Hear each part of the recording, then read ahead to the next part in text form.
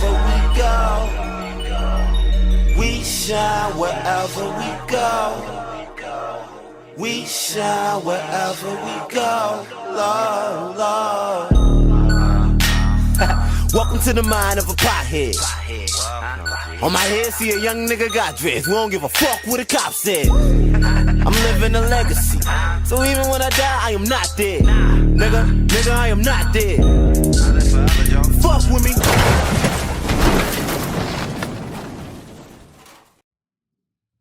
Great afternoon to you, wonderful people. Welcome to this Friday edition of I Said What I Said. We are live from inside the What's In It for the Black People Media Studios. Alongside Mary Q Angel, my name is Howard and Toussaint Werner will be joining us. Period. Each and every weekday, 3 to 6 p.m., we get together right here with you guys, and we discuss issues that are currently impacting the black community, how those issues impact us as individuals, but also how they impact us as a collective. And along with your help, we talk through many of these issues in the hopes of finding the optimum solutions for how we can overcome those issues. Again, we want to overcome them as individuals, but more importantly, in our estimation, we want to overcome them as a collective. So thank y'all so very, very much for choosing to be a part of this conversation. As always, your input is valued. It is certainly appreciated. Anything you want to add to the conversation, feel free to do so. We will read through as many of your comments as possible while we go through the show. We would kindly request you please take a quick second to share the broadcast, share it on your personal page, share it even within your personal network with absolutely anyone that you think would add value to this conversation or find value in this conversation, because we think that the more like-minded individuals we can get to be a part of it, the better the opportunities we have of reaching those aforementioned solutions. So please, please, please, if you would be so kind, take a quick second to share the broadcast. Again, this is I Said What I Said. It is intellectual thuggery at its absolute finest on a Relationship Friday. Mary? Why you look at me like that? Yeah, I know. What are you cooking up? My name is Herb. Her name is Mary. Mary. Yes. What's happening, good sister? Nothing much. It's all good. You good? Yeah, are you good? If I was doing any better, I'd sell myself. I ain't got nothing to complain about. I'm feeling pretty good. All right. Decent day. Had some You run. got a birthday coming up? I do have a birthday coming up. My birthday is Sunday. I am very, very much excited about that. Thank you so very much, Candace. It's the weekend. Happy almost birthday, Herb. I appreciate that. Thank you so very, very much, love. I am excited about that. Yeah, I'm definitely looking forward to it. You know what I'm saying? Should be a good time. What's a good time for you? What are you expecting? I'm just expecting to have a good time. How lit are you about to be, bro? Pretty lit. It's gonna be. I expect to be pretty turned up. Should certainly be a good time. I have an official question. What's the question, my brother? What exactly is lit? Like, I got the general sense of it, but does that mean you're going to be drunk? Does that mean you're going to be high? Does it mean you're going to be just... and when you say turned up, like, I always thought turned up mean turned the bottle up. Nah. It don't mean any of those things particularly. It just mean high energy, having a good time. Not high. Excited. Yeah, it don't necessarily mean high. It can mean people that don't drink, don't smoke can be lit. You know what I mean? It certainly can mean that. You know what I mean? It's just a good day, a good feeling, a good time. It was lit. You know what I'm saying? Like I'm lit quite often. You always lit. I'm always lit. Yeah, you be for lit the most part. Yeah. You got this. I like my cousin be lit though. Nah, I mean, but it could be that too. You know what I'm saying? like, man, I went to this 420 thing. It was lit, Joe. Although, lit no, you know what? I don't think that lit works for your cousin's activity so much, because that is more of a congratulations, by the way. That's more of a down, chill type of thing. I don't know that people be like, man, it was high as fuck. It was lit. I don't know that. I don't know. Or the experience. Like, you can say that in a chill way. The experience was lit. Bro, like, that was lit. That was a lit experience. Like, it was lit. Out of body. Yeah, I don't know. I feel like lit is usually some higher energy. Yeah. I feel like lit is usually some higher energy type of description. But it is what it is. But no, I'm not sure what to expect. That's a good thing. At the birthday celebration, I'm just expecting to be around people that I enjoy being around, having a good time. Beulah has planned this party phenomenally from start to finish, even from concept to production. So yes, I don't know. Give it up. I don't know what to expect, but I know that I'm going to have a really, really good time, and that's it. I'll be around people that I love and like, and we're gonna turn up. So that's it's a good enough time for me. Love and light. 2 of my favorite DJs will be there. Who you got for the DJs? A lot of my favorite liquor will be there. That's all I need. Who's Jay DJing? Illa and Joe College. Okay. Yeah, Jay Illa and Joe College. And what's your favorite liquor? liquor? So folks can buy you a drink. I like a lot of stuff. It depends on what I'm drinking. If I'm drinking like cognac, I like Douce. Vodkas, I like Grey Goose. I like Tito's too. I don't really like tequila, so that's a very, very rare thing for me to do. Whiskeys, I like Bullet. Bullet. And I also like Hibiki. Vicky? It's a Japanese whiskey. Okay. I don't know. It's a high-end whiskey, but it's really good. Come on for the high end. Yeah, so I like that. Anything like that will work for me. Douce. What's Goose. Old Granddaddy? I have no idea. I have no idea. Or Wild Turkey. I think that's the same family. I know about that. I think don't Old think I've ever had Granddaddy it, to and be honest Wild- with you. I think they both kick it together. Yeah, I don't think I've ever had it, to be honest with you. But whatever works. RO Double, thank you so much for sharing. Thank you so much for sharing the broadcast. Truly, truly appreciate that. But yeah, so we'll see. I mean, people gonna come and we're gonna hang out. That's it. Eat some food, have some liquor, dance a little bit, do a little dance, make a little love, get down tonight. And get down tonight. I'm sorry, I got a phone call. What time? Where? 1 to 6, Secret and location. yeah, can't disclose the location due to COVID I know Herb restrictions. didn't even invite me to the party, yo. That's cap. That's just shit. That's cap. Everybody. I invited you on the show, so everybody here that you lying to heard me to tell you. He to come. says secret location. He ain't telling me the location though. No, I'm just joking. I was just playing. He was like, Maze, you invited to the party. He said secret location. Just wait for Sunday. I got a confession. I just found out what cap means not too long ago. I still don't know. I just It means it means that you're a liar, apparently. Yeah, it means you lying. Cabin just means you lying. Like, I that's didn't know cap. so many people thought that I was a liar. Was you leaning in line? You know how you be leaning it was in on line. this show where Cap. it was like, damn, like I'm Oh, cap. you missed. You should. No, don't do you that. know what you missed? No, Where? Did you miss the Miko show? Yeah, You missed the one this week. yeah. You got to go back and watch He's that. under Okay. an What impression. happened? Cap. What's the what impression is he under? What impression Somebody are you got under? somebody. It was a discussion about ghosting, Okay. right? Mhm. And then the next thing I know, it seemed like Miko was just out the show. It just got super like it. I was like, you know how you be talking. You know how people be talking in You general. know how but people be making conclusions. So Assumptions. Miko has been ghosted, or she's ghosted other people. no, Miko left the conversation. The two people that remained, it got real See how interesting. he's like putting together this story. So you be ghosting people? You know, I don't remember, ghost people. remember, I'm hey, very remember straight that up. time you stole the car? Yeah, Remember who was in the car? yeah. So it was that same car had a big old explosion right on so much so that somebody turned their camera off. Really? You gotta go back, dog. You know, gotta go back. This You is gotta this go is- back. This long? is the thing about entertainment and media and like putting out like false narratives. You can say one thing and somebody's imagination can run way wild and put together a whole story, and it's not true. Hey, perception is reality. No, it's not. Perception is reality. Yeah, No, it's it not. is. Everybody. You can't believe everything you see and everything you hear. What I'm saying about perception is it doesn't matter if Right. it's true. You know, People often create the perception chaos. is the reality. I didn't say perception is true, but it is the I reality. feel you on that. You know what I'm Perception saying? is the reality. Whatever you believe is true. Yeah. So like, if I got a I restaurant, perceived a lot. You seem real nervous about it. You leaning? yeah, she leaning. I'm never When she nervous. leaning, she lying. I'm Look, not she like leaning. She Up leaning, look she that lying. up. Up and Look at it. look Look at up. it. Look at it. Look at it. Look Now at she it. trying to get off. Look at Look, it. she trying to No. lean but fake. Look, is she looking up and to the left? Is this what we Up doing and to the today? left, that's She's the left. accessing her imagination. Yes. What do you mean up and to the left? When you That's look when up you and to the lying. left, you're accessing the imagination. Yeah, What does it mean when you look to the left? You up and looking to you trying to lie. You trying to think of your lie. Y'all study body language. No, Yes. we just seen it on. I seen it on movie.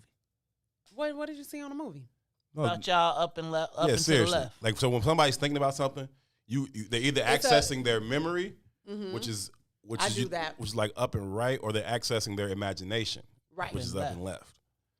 And See so that? it's You like can see that on his shirt, right? You see that on his brain? right. Yeah, See, yeah, that's yeah, on the yeah. Left brain, right brain. Intellectual. Thuggery. Where's my Nobody sweater? really got that. I had to Where's my explain it for everybody, but Yeah. you know, the artist, you know. Yeah, you know, you gotta leave. Or You gotta leave things subtle sometimes. You gotta have Or art if- that just people gotta figure it out. Sometimes. Or if you pay attention to the feet, and if your foot is turned a certain way, that means that's where you actually would rather be and This would seems like rather a go. distraction.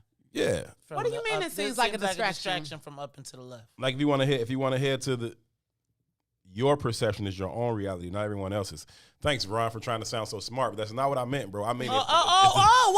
Hold on. Wait, was that Leron? yeah, Hold on, Leron. You feeling some kind of way Leron. about this conversation? yeah. He want to jump in. It kind of was how the show he was went the one other that was day. tight? He Super tight, huh? I think I got ghosted. Then it turned into, I mean, how you know if you get ghosted? I mean, what about a relationship? If you can't date more than one people, if I'm sure. Well, Ron got ghosted mid-date, so he feel a way about it. Nah, this was a different whole little. Oh, it's a different kind of scenario. ghost? Yeah, go back, Herb. I'll go Put the back and watch context together. I'll Then go- you I'll can, go- then I'll we'll go have back a. and Putting your junk over here. I'm not putting it over there. I'm just taking it off my camera. Then we're gonna have us a whole nother conversation one day. Yeah, We're for gonna sure. be like, I'll definitely go back and watch it, and I'll honestly and accurately assess what went down. Since y'all trying to act like It ain't on y'all trying to. Maze is entertaining himself. I know what's going on over here. I noted that I haven't said a word, and what I did notice that both parties have resumed. Somebody was watching, like, hold it. I feel some kind of way. You see how that happened? You know what they say, guilty conscience, right? You out that. Yeah, Leron. Lil Ron got ghosted mid-date, so he I don't know, he don't like ghosting too much. You know What you mean you got ghosted midday? mid-date? He got ghosted. Like, wait, he had was plans at the to go. He had plans to go out with the girl. Pulled up to her crib. She never answered. He ain't talked to her since. Wait, huh? It's his story. Leron? Man. He's told it publicly. Otherwise, I wouldn't be mentioning it. But yeah, Look, that's what happened. Do you believe in ghosting, Herb?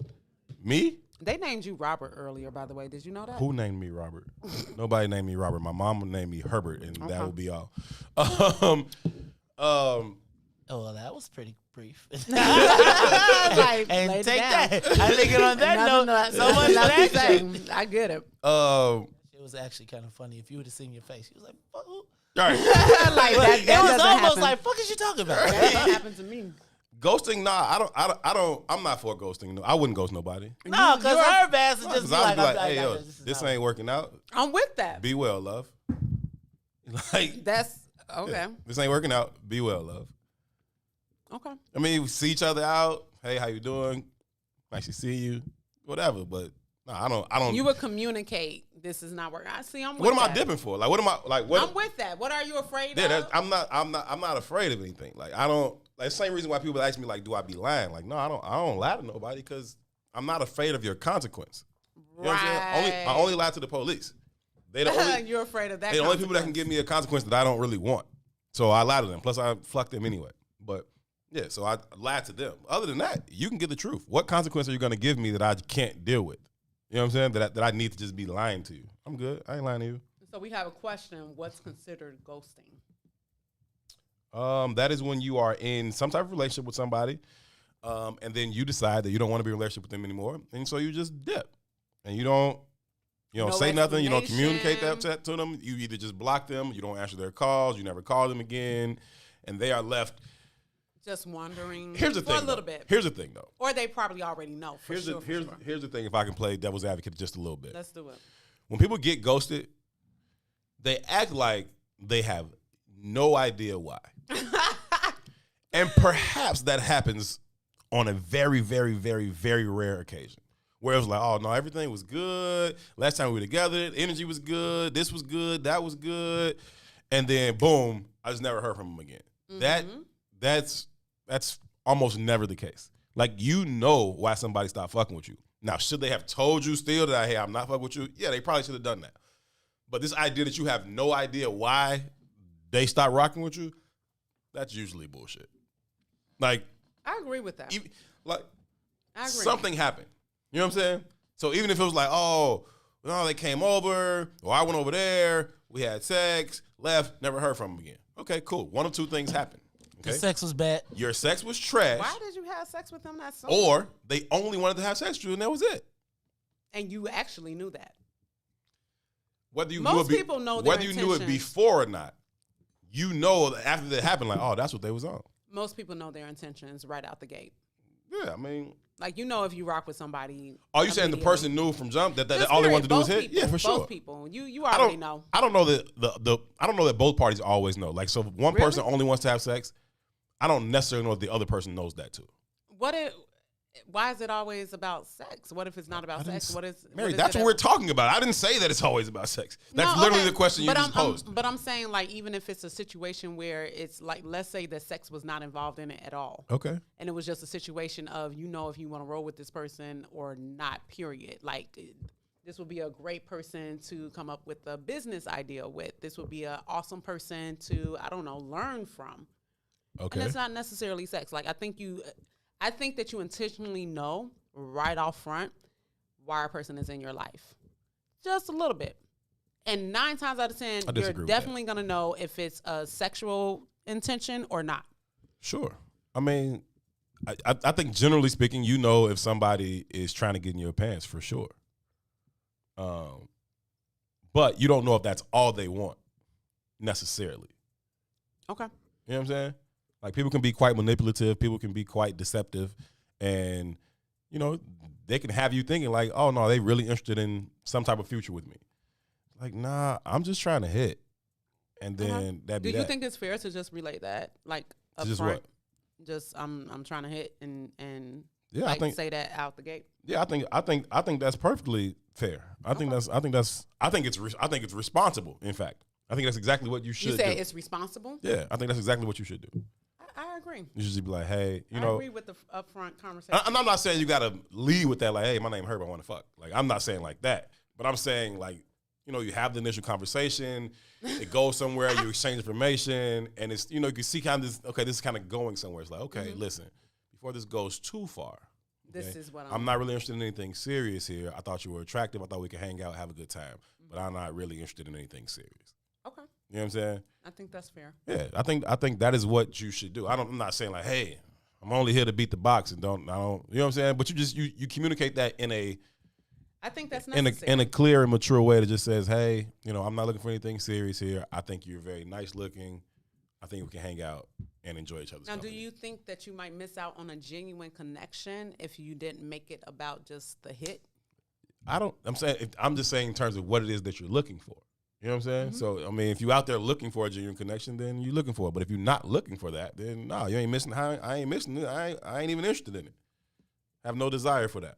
You know what I'm saying? Okay. Okay. So yeah, that's all I'm saying. You think do you think that's ever appropriate to be like, hey, I think it's very appropriate. I'm really just trying to. I would prefer honest communication. Period. Out the gate. Yeah, I would prefer you to be yourself. It's really, really hard to lie, man. Like it's really, really hard. Like and I mean, it's not hard to do it. It's very easy to do it. What I mean by it's draining is what I'm trying to say. It takes a lot of effort and time and shit. It's not hard to do it. It's the easiest thing in the world to do. Much easier than telling the truth. But ultimately it's draining. Like I was talking to my barber today, and you know, we were talking about our different styles of relationship.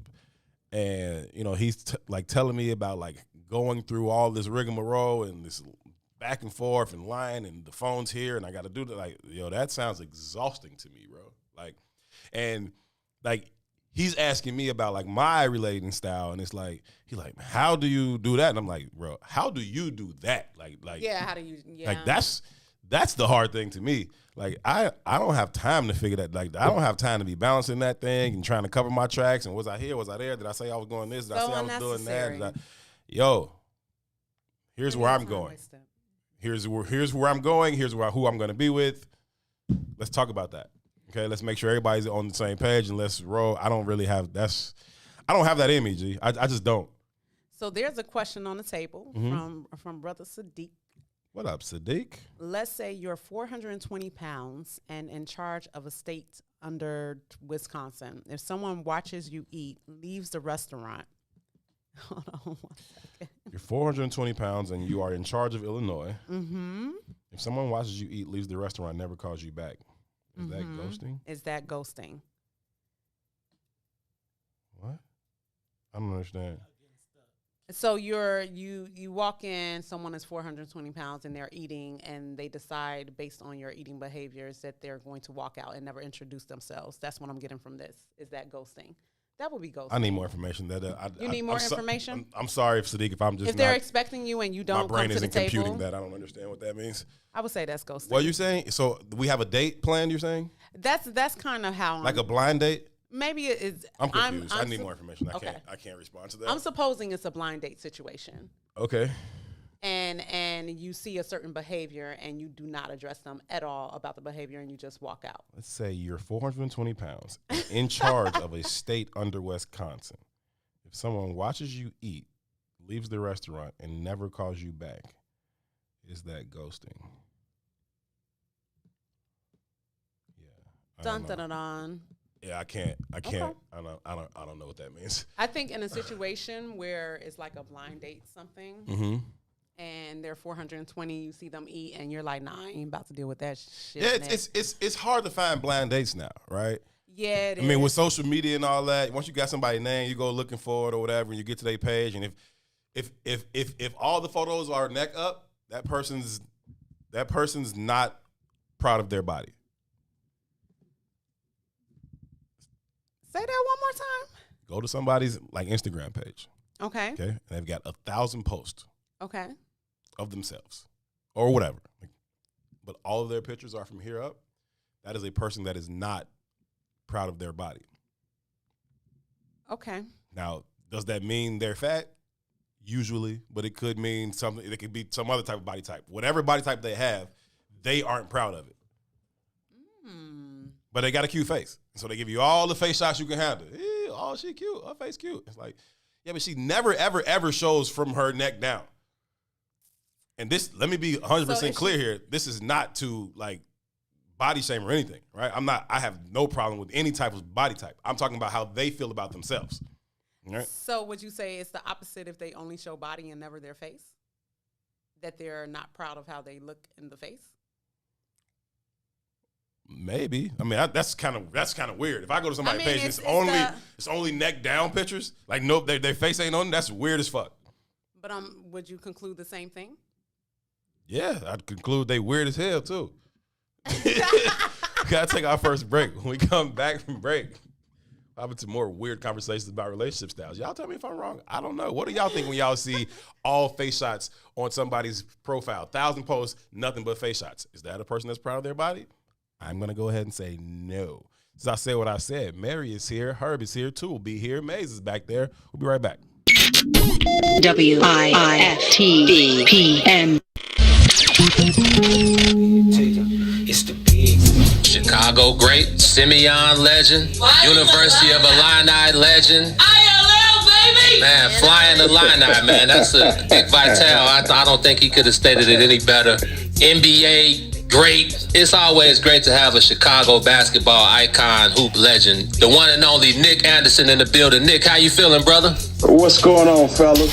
From that day I got drafted till we are sitting here in front of each other today, I'm thankful and I'm grateful that my mom has never worked another day in her life. People don't know. I can remember the conversations that me and Benji used to have all the time, that we were going to buy our mom a big house and a pretty car. It was so unfortunate that he wasn't here to live out that dream, but I lived out the dream for me and him. As you know, Benji wore number 25. I wore number 25 my entire college career and my entire NBA career because of Benji. You think about all the guys that came out of Simeon and went down to the U of I that wore number 25 after me at the University of Illinois. And then you have to give love to Newt, Juwan Howard. He wore number 25 at Michigan. We carry that name on. That legacy is still being carried today. It is. It absolutely is. You see D Rose wearing 25 now. It's special. That means something to me. And that's something I will always carry with me. The guys at Simeon that wear 25, all of the guys at Illinois, Deion Thomas, Brian Notary, all of those guys up until now. And like you said, in the league, we see Kendrick Nunn. Jabari had number 25 stitched in his shoes when he played for the Bulls. Yes, sir. It's a Chicago thing, man. I feel like we wear Benji, however we can represent Ben Wilson, we do it. I remember Common, one of his famous albums, I think it was One Day It'll All Make Sense or something, and he had a whole 4 bars about Ben Wilson, and it kind of just took me back. It's like anytime you hear a new Ben Wilson story, or anytime you hear the name Ben Wilson, it just resonates like none other. So I'm glad that you were able to, start that whole, and I don't even want to call it a trend, because it's definitely more than a trend, Oh, exactly. It just carry on. One of the greats, one of the special ones. He will always be talked about. He will always be brought up in conversations somehow, some way. And because he was special. He was just a special guy, not only basketball-wise, but a human being. He was just a special dude. I still remember what I was doing and where I was at that day all that went down. I remember it like it happened yesterday. Mm-hmm. I just can't forget it. Being outside, like across the street at the candy store or something when all of that went down. Yeah, man, I remember it just like it was yesterday. And the way how dark it got in a few seconds, it was.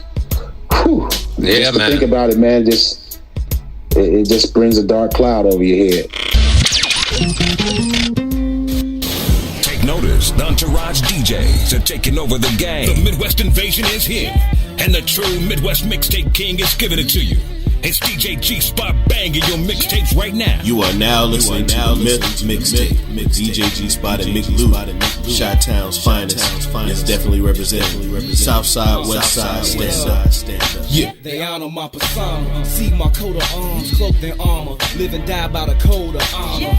The honorable, known as Mick the Conqueror. My mantra is that of a monster. My vengeance is endless until you extinct like a condor. What you think I was armed for? I'm knocking at harm's door. Molded by the force, call me the Black Mamba. I'm putting up numbers like Kobe in the garden. My thoughts is thoughtless as I talk shit, and there's nothing as heartless as my heart lies deeper than the darkness that dwells where the sharks live. You sleeping with the fishes, or surfing with the marlins. On the surface. What's happening, family? We are back, and we are live from inside the What's In It for the Black People Media Studios alongside Mary Q Angel. My name is Herb Howard. This is I Said What I Said on a Relationship Friday. Mary, I don't understand. Why do you think I should be in therapy now? That's how you want to kick this off? You just asked me that. That's what we were talking about. I told you we could talk about it on air. I don't care. Okay, so to clue everybody in, we're talking about life after divorce. Mm-hmm. Like, what is life after divorce? Like, I'm about to enter that life. You're about to enter that life. And one of the questions that I posed was like, have you ever been to counseling? Do you think you need counseling? And Herb was like, what you mean counseling? Like, he had this very like, what I need counseling for? I don't need counseling for. Why do you think that though? Like, okay. Because I don't think I need counseling. What do you mean? Did it ever come up in the process of going through this separation? Like what kind of counseling? Like marriage counseling, or you mean like individual? I'm heartbroken counseling. Heartbroken counseling, anything. Like, did counseling ever come up? The idea of like marriage counseling and stuff like that, like, but that was like prior to, you know what I'm saying? How did you feel about marriage counseling? I mean, I think that whatever avenues you want to explore. I said, how did you feel about it? Listen, I think whatever avenues there are to explore to save your marriage, if you're interested in doing that, I think you should go about doing that. And so, I'm just open to a lot of things.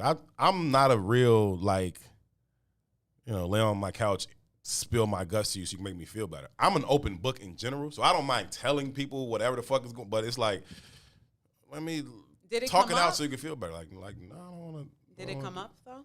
Did what come up, man? Counseling. Hey, babe. Yeah, I was married for a long time. Counseling comes up. Counseling? Sure, it does. And you said yes or no, I don't want to do counseling. Well, we never did counseling. Was that your decision? We just never did it. It wasn't like, it was never really, we never did it. Okay. Fair enough. Yeah. I would like to know if our viewers think that counseling is needed after divorce, like in the divorce? life after divorce, life after divorce. I don't know. Some people, I'm sure for some people they absolutely need that, right? Mm-hmm. Me, I don't need that. Like it's fine. Like we were together. We decided not to. It ran its course. It's done. It's cool. Like me and my soon-to-be ex. My divorce isn't final yet, so that's why I say I'll be in that life soon. But Yeah, we cool. We that's straight. what's up. That's what's up. We talk often. We talk today. She'll be at my party on Sunday. Yeah. It's all good. Like whatever. It's cool. That thing is just over. You know what I'm saying? So we have Some things just run their course. a different relationship now. That's what's up. But yeah, I don't need counseling about it. Now other people I think absolutely need counseling about it. I met a lady in Hawaii that needs counseling about her divorce. No, seriously. So what makes you think that she needs counseling? Oh, this lady is in dire need of counseling. Okay, she comes up and she's like talking. And she's like, yeah, I'm going through this divorce, and I'm just going through the divorce with my husband. We were together for 20-something years, and he this and that, and this, that, and the third, and he's famous. He's this famous actor, and yada yada. She's pulling out phones and pictures, and see, this is him, and do you know him? Like, no, I don't know him. I recognize him, though. Yeah, sure, go ahead. Like, I've seen him in some stuff. Yeah, that's my husband. We were married for 20-something years, and yada, yada, yada, yada, yada. And I'm like, lady. Get over it. You need a hug, sweetheart. You need a hug, babe. But you're not going to get it here, though. Like, but she was trying. She was working her angle. It just didn't work out for her. Yeah, just didn't work out for her. I don't know who the guy was, Robin. I did recognize him. I know he's been in some shit, but I don't know what his name is. Although I'm sure she called it like 20-something times. I actually walked away. Yeah, it sounded like it was a walk away situation. Like I'm here to enjoy myself. Yeah, no, I walked away. I'm like, yeah, nah, I'm good. So if it's everybody got to find their way. Me, I don't need that. Okay. Yeah. Nice. I mean, I don't know if it's nice or whatever. I just don't. It is what it is. I'm straight. Okay. Yeah. What about you? You been married before? Sure. Sure. You give the strangest answers to really simple Why questions. do I give the strangest? I don't know why you do it. Yes. Thank you. That's a great answer Yes. to have you been married before? Yes. Okay. And after the marriage was absolved, did you need counseling? Let me not say it like that. Did you choose to go to counseling? No. What I do believe is that I made a decision within myself never to go into a relationship as the same person. I don't think that coming out of a relationship, you should go into another relationship as the same person that you were leaving one relationship. I think you should constantly be in an evolving state. I agree with that. Yeah. I think you live and you learn. There's trial and error. I think that there are a lot of things that I could have done, that she could have done, that could have sustained our marriage for a long. I mean, we were really good. We're still really good friends, right? That's awesome. And, Friendship is important. The intention was for us to be together forever. We never thought that we would get divorced, right? But shit happens, and you just kind of grow, and then once you kind of get lost, and then it's hard to like find your way back to that path, right? Mm-hmm. And you hold on for as long as you can because you think that's what you're supposed to do, and then it's like, That's and interesting then, that you said you think that that's what you're supposed to do. What? Yeah, to hold on. Just you think you're supposed to just stay together and you figure it out, but it's like you're not really figuring shit out. It's just like you're just tolerating. You know what I mean? It's not like this toxic thing like that. Neither one of us are like. So, what were the top 3 things that you learned about being married? Like, if you shall ever get married again, like, what would you take into that relationship? Just to be, completely like radically honest all the time. Yes. Right. And I don't mean just about like not lying, right? Because that's one thing, right? And I've never really been a liar like that, so that was never really my thing. But like omission is a thing, right? And so like Omission. just saying saying what you feel all the time. You know what I'm saying? Like that is like this is what I feel. Like I know. And I know why you're shaking your head, because it's to maintain peace, right?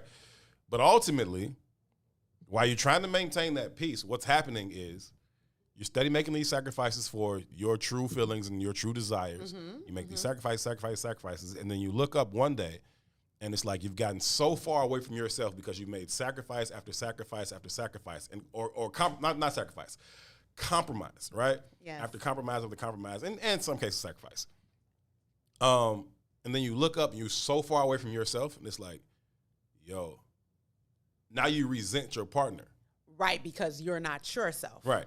And it's like, because you don't it's recognize their fault. you. I've given up this, and I've given up this, and I've given up this, and I've given up that for them. It's like, ain't nobody tell you to do that shit, fam. Now, you can put it on them if you want, right? I understand why you would do that, but is cowardice. You did that to maintain your own comfort. You know what I'm saying? Like you want to have comfort in your home. You want to go to bed and not be upset. Okay, cool. Stay your ass up all night and talk about it, or say some bullshit I don't really mean. And become and then we say bullshit you don't really mean. And now you're both imposters. And then the cycle starts. And then, slowly but surely, not no huge big things, but slowly but surely you just look up and it's like, who the fuck am I? Who the fuck are you? Dang. And what happened to the people that we used to be? And you can't find your way back to that. And it's like, yeah. Until you get honest. Just leave, right? And so now our relationship now is healthier than it's probably been in, I would say, like 5 years. Because of the honesty. Yeah, I mean, you get that space, you get that clarity, and you come back to it like, oh, this is how our shit is. Like, this is how our shit is supposed to be. And then you have that honesty, and it's like, we're not caught up in the day-to-day shit of having to coexist in the same space in the day-to-day shit. And it's like, so you can just be honest and not be so motivated on maintaining peace. Right? Again, it's that comfortable shit that we look for all the time. Nobody wants to have these uncomfortable conversations. Nobody wants to address uncomfortable truths.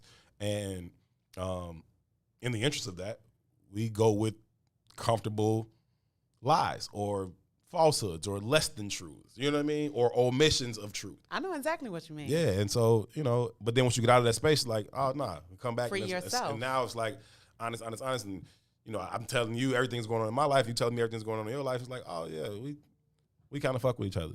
So what's the But for the last, I would say 2 for sure, maybe 3 years of the marriage, was like, I don't really like this motherfucker no more. You know what I'm saying? Like you hear them pull up in the driveway and like, like, damn. I'm just saying, I'm for real. Like you hear that keys in the door and it's like, what is Been this? there. Yeah, like what is this shit about to be about? And where home is no longer where the heart is, basically. I mean, you love and love is there, but it's not enjoyable. So you mentioned one thing, and that you said honesty. What would be the second thing that you would take into a marriage, like learning? What have you learned being a married man? I was gonna leave it at that and say honesty. I was gonna leave it at that and say that because that really covers a lot. But It does. The other thing I would say is to utilize your partner's skill set. Oh, Right. So where your partner compliments you, like I'm deficient in this area, my partner's strong in this area, utilize your partner's strengths as opposed to pushing back against that. I am not very good at time management, not very tech savvy. My wife is both of those things. She's very, very good at time management, organization skills. She's pretty tech savvy.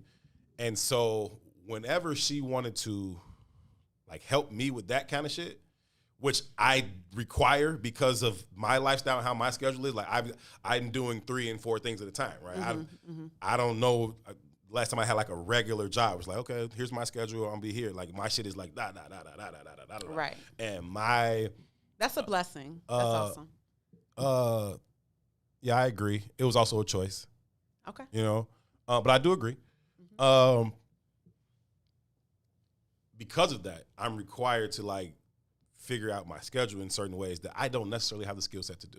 right? So I'll be like, I'll write that down. Or I'll remember that shit. No, the fuck you aren't going to remember that shit. You know what I'm saying? And then, so she's like, hey, you know, we should sit down and we should, you know, make this chart. And we should do this schedule. And I'm like, you should mind your business. Like, you should, you should leave me alone. Like, you know what I'm saying? Okay.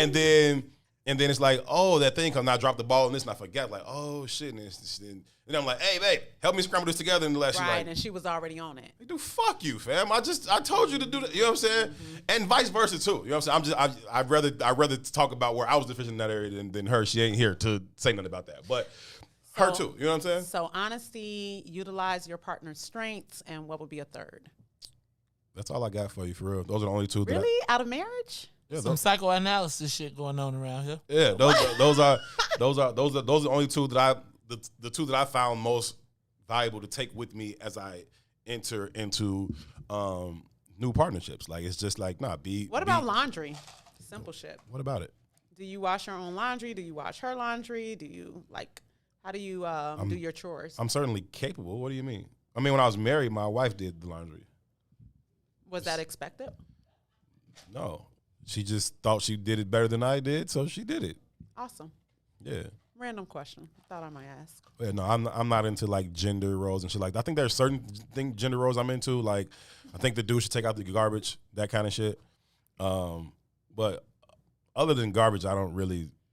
Yeah, I'm not really into gender roles. How she better cook or he better mop or like that. I'm not really into those kind of gender roles specifically, except I think dudes should take out the trash. But other than that, you definitely think that dudes should. Why? Why is that? I don't know. Just what I think. Dudes should take out the trash. Yeah, there's rats at the garbage can. Yeah, I don't really know why. But there's rats in the garbage can? There could be. Yeah, I don't even take out the trash at night for that reason. Man, I don't even. Rats, possums, raccoons. Yeah, I don't get out. Yeah. But yeah, no, the woman shouldn't take out trash. Yeah, other than trash, I'm not really into like gender roles. Like, I don't care if you want to go cut the grass. You can cut the grass if you feel like it. Are you gonna cut the grass? Yep, I'm gonna cut the grass. But it's really the trash. I'll probably do it later. If you go out, you want to go do it right now, so fucking be it. Okay. You know what I'm saying? Whatever. You know what I'm saying? I don't feel like she should do all the cooking or all the. Like, I can fucking cook. Whatever. I'm a great sous chef, is what I am. I like to come in the kitchen and help do shit. Like, oh, I'll grate the cheese or I'll cut this up.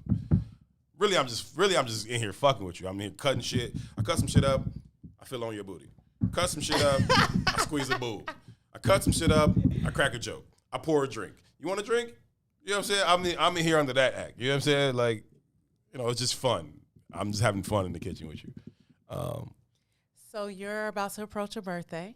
I am. And you're a better man today than you were yesterday. I certainly hope so. I certainly try to be. I don't always achieve that goal or meet that standard, but most days I try to get a little bit better every day.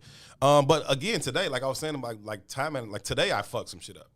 I didn't really fuck it up today. I fucked it up a long time ago, and then because my lack of organization or time management, whatever, I fucked up some more shit. My party is Sunday.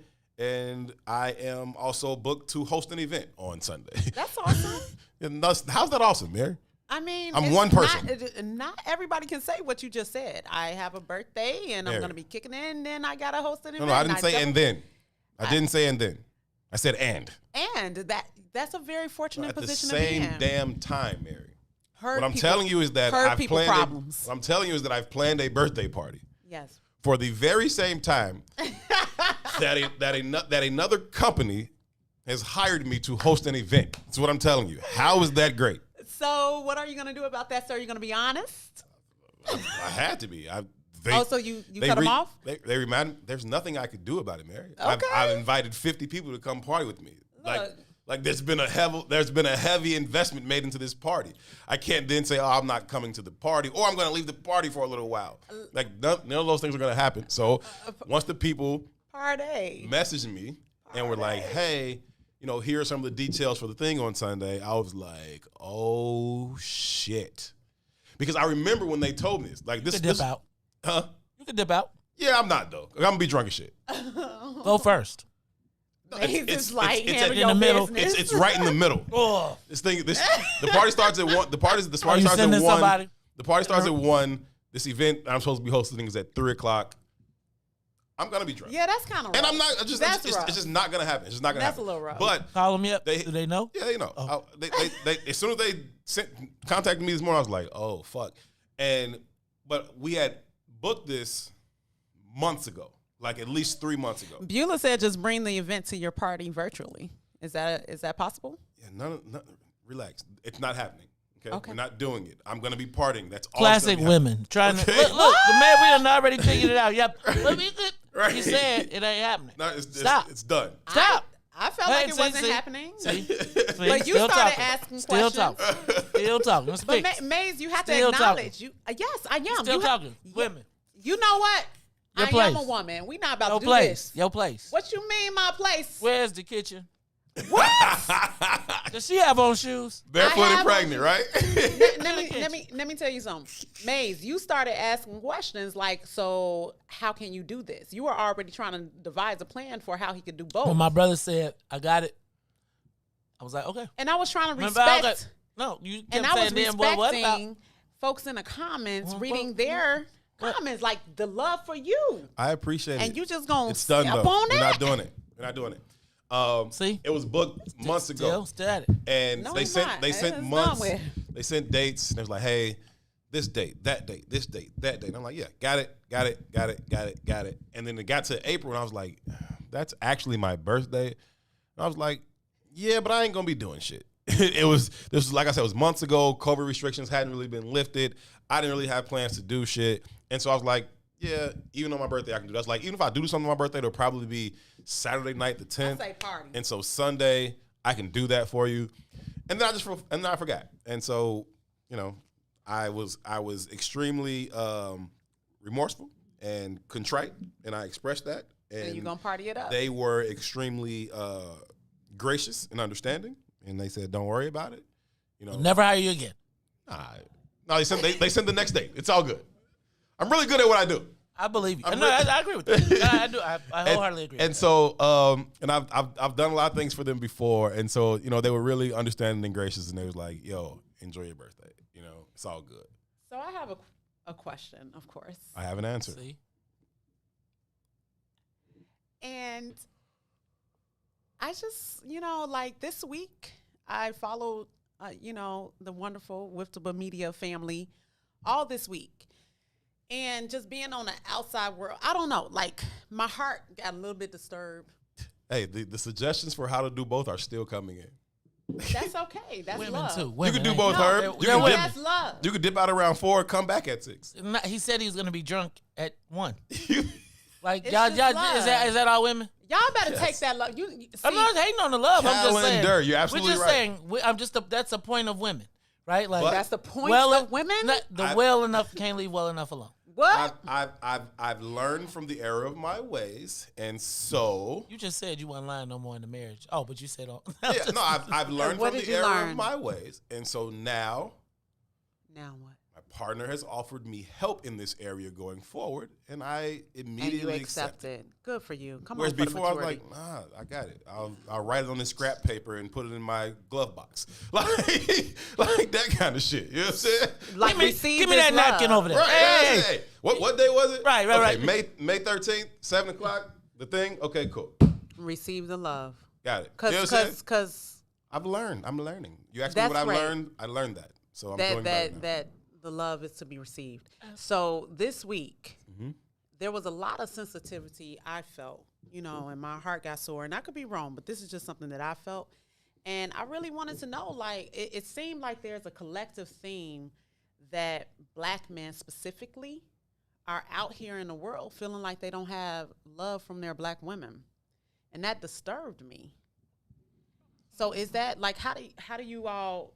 I feel like there was a lot of things that I heard and that was voiced where it's like, we all we got, and there's this emasculation, and women are, I am woman, hear me roar, or the women empowerment movement is basically taken away from men's position in life, and that men are not necessarily understanding their value. Men or black men? Black men specifically. And that hurt me a little bit because I was like, well, what women are you all dealing with to make you feel What was that? You If funny y'all as could hell. see May's faces So right now, I all of them. I'll answer this way. That's a lot. That would you? No, I'll answer it Not this on the way. camera though. I will say that the same way that I ask of black women when they say black men don't protect them, and I say, well, do the black men in your life protect you? Right? Does your father protect you? Do your brothers protect you? Do your male friends protect you? Does your partner protect you? And they're like, yeah. Then I'm like, who the fuck are you talking about? Right? Like, who? If all the men in your life protect you, why are you perpetuating this narrative that black men don't protect black women when all the black men in your life protect you? And so I'll answer that. I'll require the same of myself. All the women in my life love me. Right. So I can't, in good faith, spread that narrative. Now, But it's out there. It's that out being there said, big. as a collective, right, on the larger scale thing, do I think that exists in some spaces? Yeah, just like I think that there are some black men out here who don't protect black women. But I can't say that's not my experience. And so I can't, in good faith, spread that narrative about black women when the black women in my life love me. Love you. Okay. So That's- no, that's not my experience with black women. Okay. I'm happy to hear that because I was. Please, Maze. I don't. I would tell you that I would agree with her. I don't think that it is the. I don't think that black women are necessarily against black men. I think that they've bought into this narrative that we're separate, that there's a difference between us in a lot of cases, in a mainstream way, right? So when you not, and I'm saying that every woman, and I'm saying almost every black woman that I've ever really interacted with, unless she was trying to be my boss, and in some cases, even my bosses have always been somewhat of a benefit to me. But I do believe that there is a concerted effort to divide the two of us.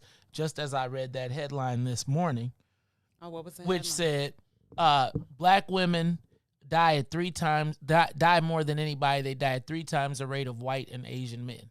They die more than anybody. And then in the same article, it said, except black men who die more than everybody, right?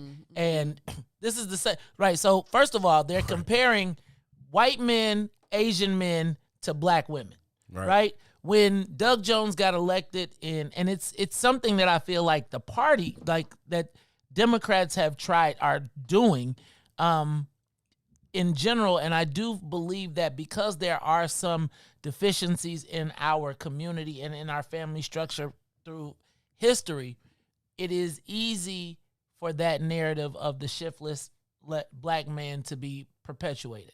I will give you the example of Mother's Day. When Mother's Day, on Father's Day, on Mother's Day, every father around the world is mama, woman. Everybody is on Mother's Day. On Father's Day, how many times do you go through and see, man, thank you for my mother, for being my mother and my father. Thank you. And it feels sometimes, in my estimation, not painful, because I really feel like black men have been pretty silent about it until here lately, where it has come. Like, and that's what I'm concerned with. It's like now I'm starting to hear this more because and more. So you're hearing maybe more so a lack of appreciation than a lack of love. A lack of appreciation and a lack of love. And I feel like there's that part where black women, as white men and white society is raising them up to be like, It's the value standard. and then it'd be like the sisters be like, the brothers was the ones that dogged me my whole life anyway, so I didn't need. And those sisters. And it's the same way y'all say all the brothers done marry, every successful black man done married a white woman. Every They success. say. Okay, I know that I'm out here, Hubert Davidson. Right. And you saw we all cooked Hubert Davis. Right? We like, what? What a clown, the bucko. fuck? Right? We was mad for y'all. For all of us collectively. And I do think that there is right now, something is happening in society that is trying to divide black men and black women. And I think we talk in generalities. Yes. And I think oftentimes we talk in generalities, and it's really not our universe. it's the universe outside of our universe, but because we're having the conversation with each other, it becomes personalized. So, I mean, that's why you see all these commercials with the black woman with the white man with 2 gray kids in the back, right? That's why you see the story. Say 2 gray he kids. said the Black and white, gray. I'm not trying to be funny. I'm trying to paraphrase. I'm trying to get that quick, right? With a little comedy, right? With a little comedy. You know, now if they got gray eyes, and you'll be all like, oh my God, right? So just a little black and white, gray, you know. But in my estimation, there, like, even when you, like, did you watch the AT&T commercial where the black man and the white woman was sitting on the couch and she jumped, they supposed to be dating, and she jumps away from him? Right? And when it's a white dude and a black woman, they all together, they done had babies and all type of stuff. And I just think that when you think about putting that all in the perspective of Frances Cress Welsing and the fact that the way that you destroy a race, and I swear to God, everybody that listens to this network has got to watch whatever I just told the name of it, The Brutes, the thing. They got this thing, The Extermination of the Brutes. Mm-hmm. It's on HBO. Mm-hmm. It is a 4-part series. It is about the system, like the death, the from Margaret Sanger and the fucking eugenics movement to the Holocaust not being the first Holocaust, and I'm not talking about the Middle Passage, to what Europe has the extermination of people who they have found not valuable. Mm-hmm. And when you look at that process that they've done over years and years and years, like over centuries, when they've exterminated people, yo, like the same shit is happening to us. Like literally watching that, I was like, and when you say happening to us, you mean it is happening to us right now. You live in a fucking, most of us live in fucking townships, right? Like we all live in it's like quote, a bubble. You motherfuckers go, like, you talk about apartheid down, and if you get up and watch motherfuckers, black people in the morning, it's like all the black people in the black neighborhoods all leave their humble abodes, go to get on public transportation, go downtown to go work in the big city, and then they return back to their less than equitable neighborhoods. Machines.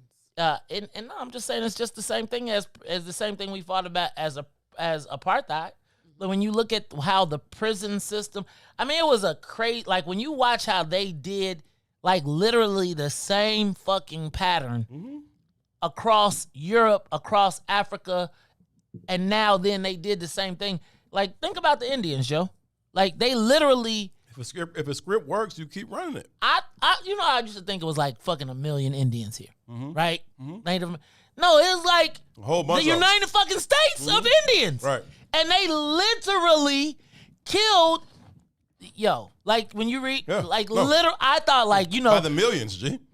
Right. Like, I thought it was like 8 million Indians. No, it was like this motherfucker was populated. Yeah. With like driving to Bolingbrook and all the towns on the way to Bolingbrook, that's Natives. how the Indians were. Yeah, for sure. And they came through this mug. Like, I'll never look at Davy Crockett and Daniel Boone the same ever again.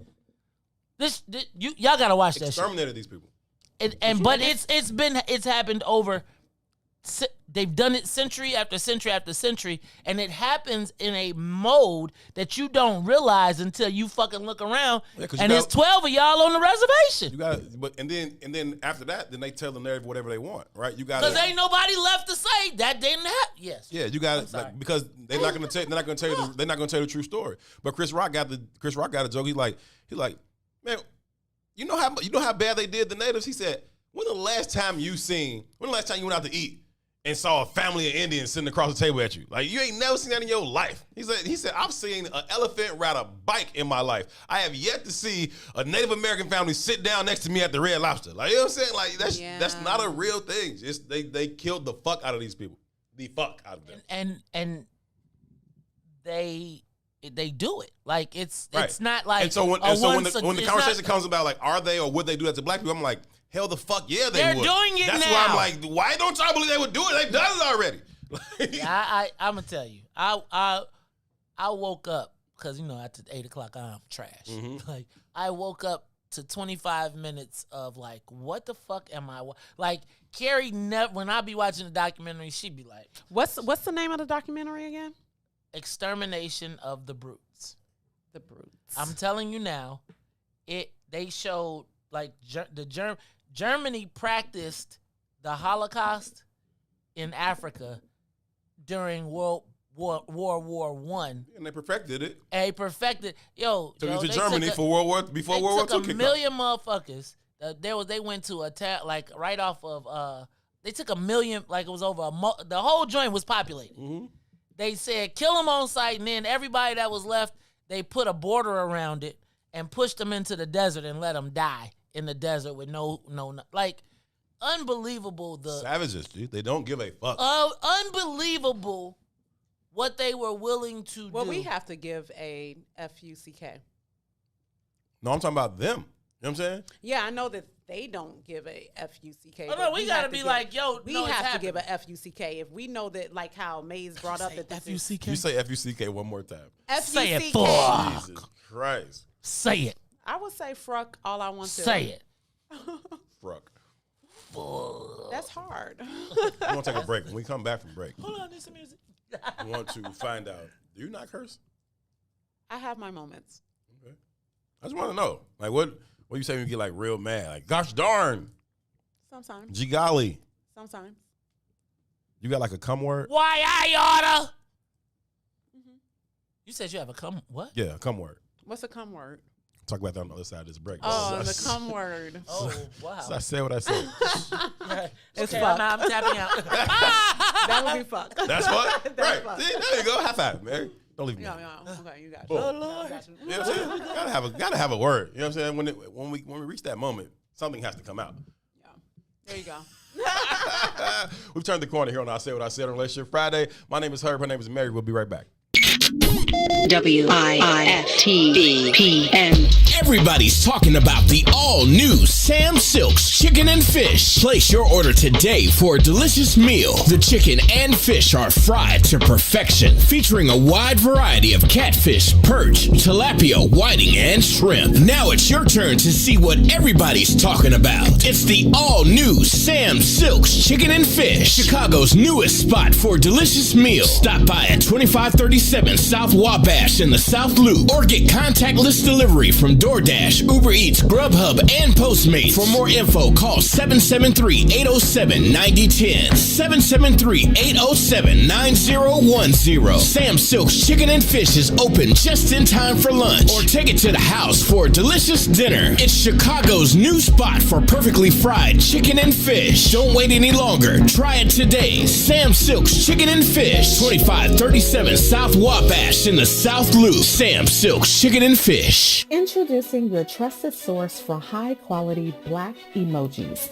better known as Blackmoji. We believe black is beautiful, and that beauty should be reflected in the digital market. Now there is an app that does just that, starting with Black Greek letter organizations. Blackmoji D9 offers more than an emoji app. It is a cultural experience of black excellence. Download the app in the Apple or Google Play Store to access a specially curated catalog of emojis representing the Divine Nine. Use the emojis to celebrate Black Greek events, acknowledge current events, support social causes, and learn about esteemed Black Greek members who blaze the trail of Black history. A portion of every subscription goes toward a scholarship fund specifically for members of Black Greek letter organizations to help keep the legacy alive. Download the Blackmoji app today.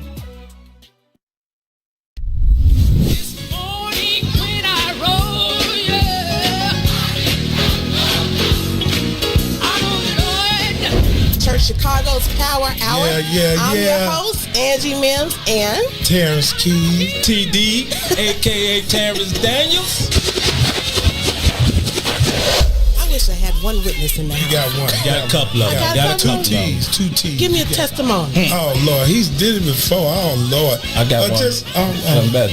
I got 5 reasons. 5 reasons. Oh, Lord. He turned it around. Turn it around. He woke me up this morning. Oh. Don't do this. Don't do this. Go number ahead. 4. He woke me up this morning. Come on, number 3. Come. He woke me up. Oh, Lord. He woke you up. That thing can touch you, but one of them fives will get you. What's the second one? He woke me up. Yes, sir. Yes, sir. Oh, my God. And the number one reason. Number one. Final answer. He woke me up this morning. He woke me up this morning. That's a testimony. That's a testimony.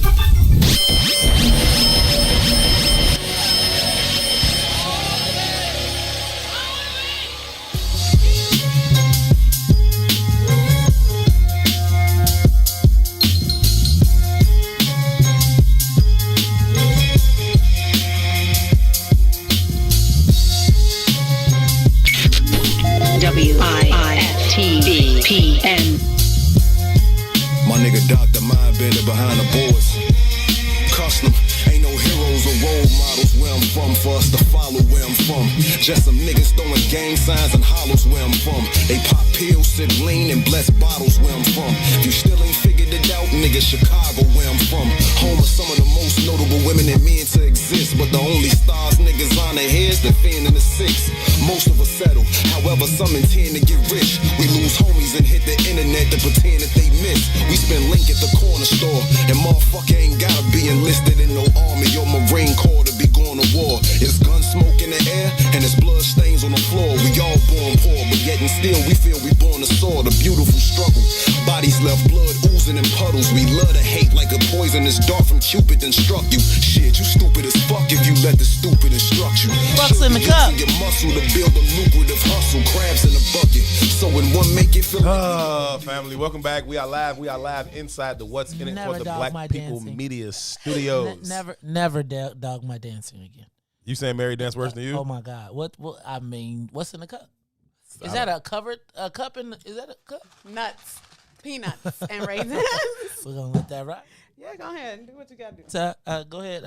Herb, you got that? Speaking of nuts, what was your cum word? Fuck. That's what you say? Every climax? Some of them. I'm not sexually active though. I didn't ask you that. But I'm just saying, like, at that time. Okay. Whenever you that will come out every. Whenever you have an orgasm, that's the words you choose. That's one of them. Okay. You ain't stuck to one word now. I know some people who can't say. Stuck to one word? I know some people who can't say anything. You'll pass out. I know some people who can't get they can't form words. They be like, wait, what are you saying? You're chanting now. Plus my four favorite. Oh Lord. My four favorite words to hear in conjunction of the English language. To hear, but you don't say. This is for you to hear. Is my four favorite words to hear consecutively of the English language. Okay. I'm about to come. So I implore my partner to tell me that when that time is arriving. And sometimes there's a struggle to get it out. And it's funny. Okay. Cool. What is your word? Is it I think shit might be my word. Shit. I can see how shit can get in there. Yeah, I think shit might be my word. I can see how shit can get in there. Max just left.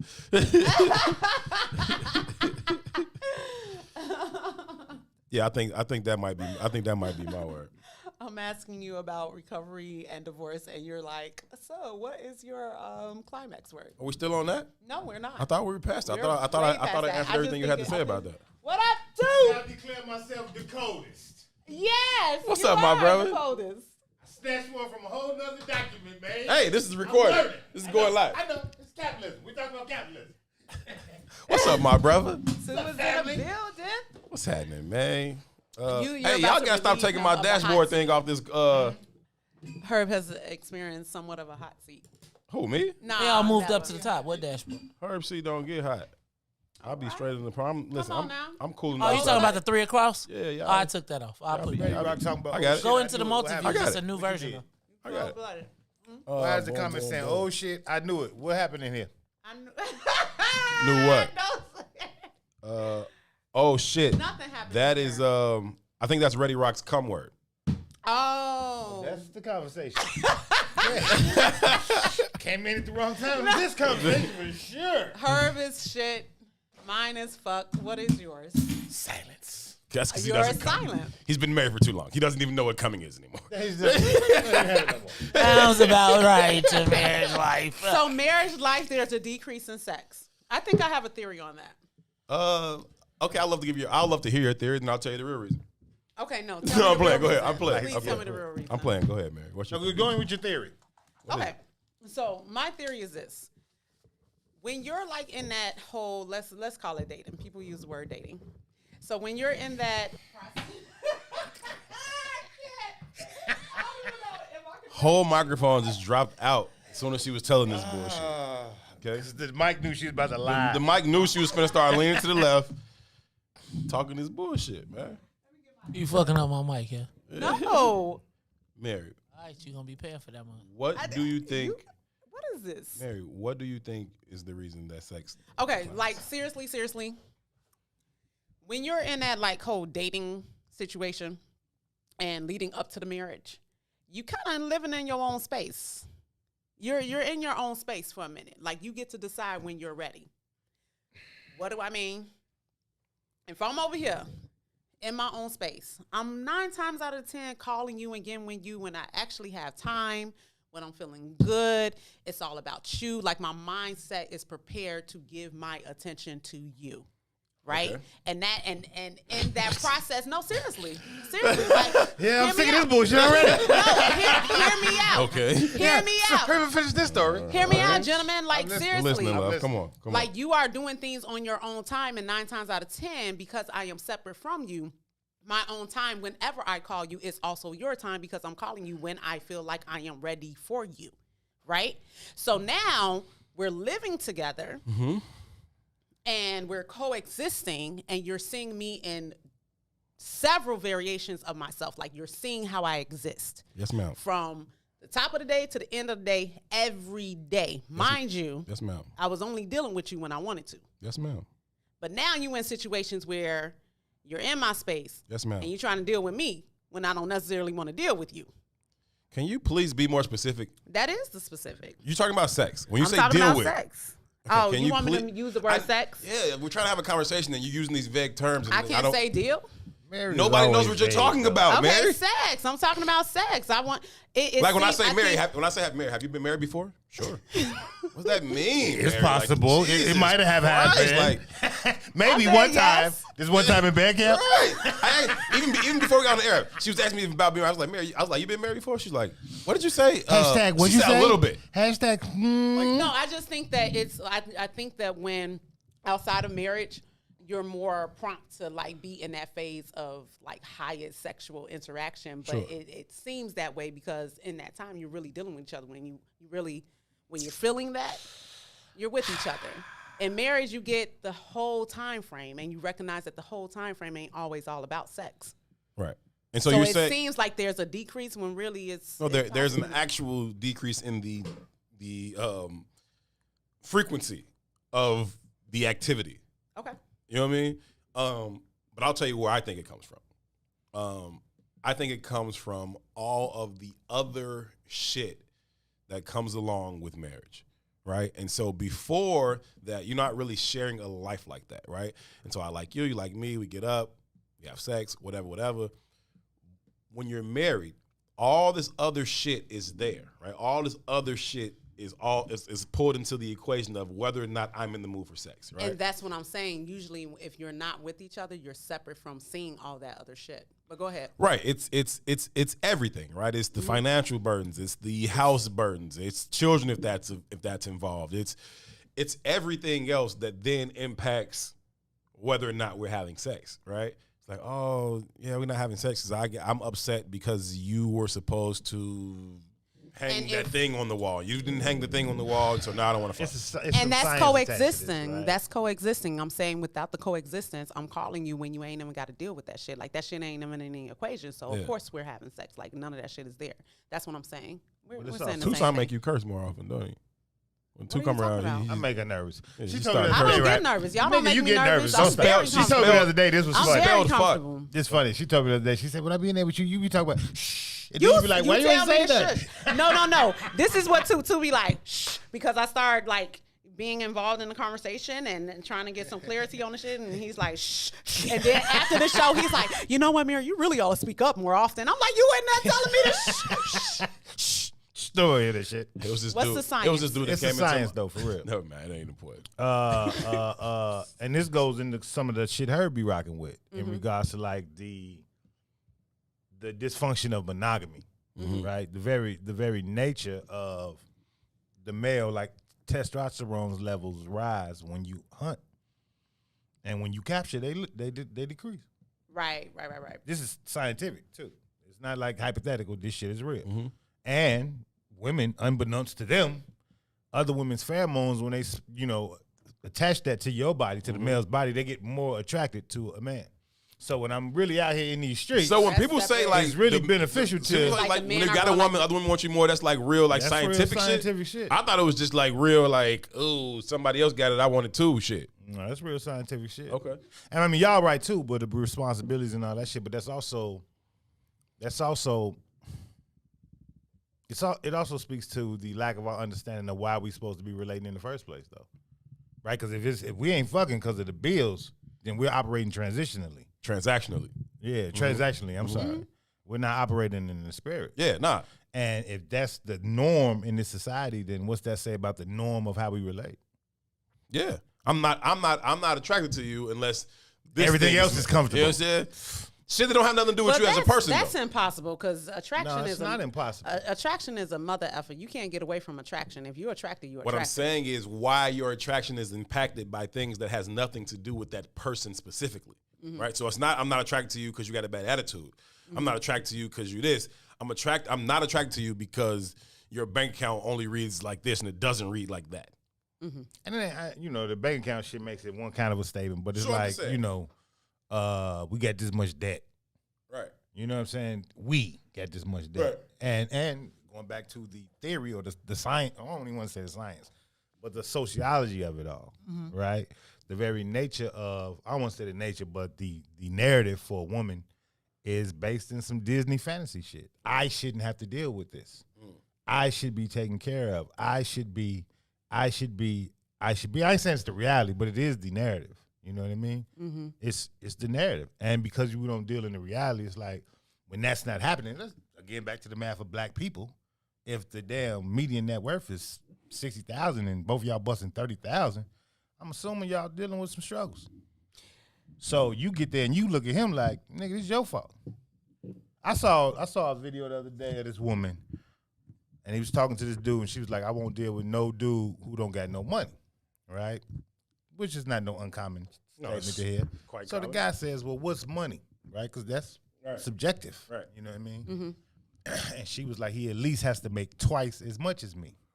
Now, she didn't say what she made, but she was like, he has to make twice as much as me. That's bananas. That's insanity. Because if you know the numbers, the reality of you finding that guy in a black man, no matter what you make, if you're a minimum wage person, I don't know what that adds up to at the end of the year. But for her, that's an requirement. But this is just how That's trash. insane the construct is, though, right?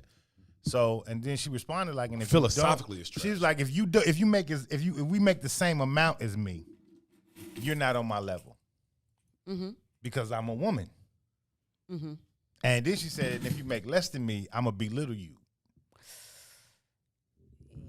I'm not. And I'm not saying I don't want to make no blanket statements. I'm like, saying she's trash. That's fine, but we also got to understand how normative those kind of ideals are. First of all, let's, when you say what's money, right? And that's a common term in our community. He got to have money or they got to have money. Shit, I ain't even gonna lie to you. I hear weak ass niggas out here saying that shit now. Yeah. You know, That she gotta have money. She gotta have money. That's from a man saying that shit. I really be looking at you like that's you's a trash. pure d-hole ass That's nigga. trash. You know what I mean? But again, Can I ask you why? what you mean? Why would you deem him a? Because that's a not hoe even the ass? narrative for me. I don't think it's cool for women either. But I understand how you fall into the narrative. You're manipulated into the thought process, right? Since day one, they telling you this is how life should be. So he's weak for saying that I want my woman. That's to not have even money? the narrative for him. He's made it up for himself. Is that a bad thing? Why do you think Yeah, why because do you that's frown not the upon it? value of humanity. Okay. It's just not. You know what I mean? So as a woman, okay, you got this narrative being prompted to you since the day you could understand communication. I can at least have empathy for it. Right. This not the narrative for a man. Right. So where do you come Where up you with been this getting shit this from? goofy shit from? You know what I mean? Where are you coming up with this shit from? You're just a negotiator. What is the narrative for a man, too? Stand up on your own. Take care of you. And take care of the women, the people in your lives. Yeah. That is the narrative, whether it's achievable or not. And where did that come from? That's also part of the same design. It's part of the same capitalist narrative. Okay. Patriarchal design. But it's a power play, right? But we're here, right? You in the middle of the ocean, you talking about I'm going to change how the ocean design. No, nigga, you got to get to shore before you can change some shit. So in the middle of the ocean, you got to tread water at least. You got to swim. Right. So in order to swim, you got to do what the natives do. When in Rome, you got to do as the Romans. Now, from a black perspective, consciously and cognitively, we don't even know what that looks like.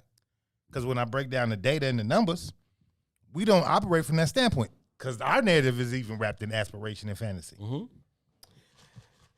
Yeah, as a collective, we absolutely, flow that way. Even though statistically, that's not a reality.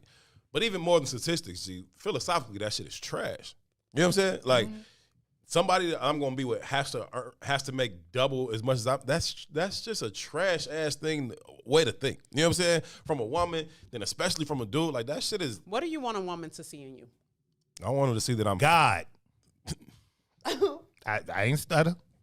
You didn't stutter.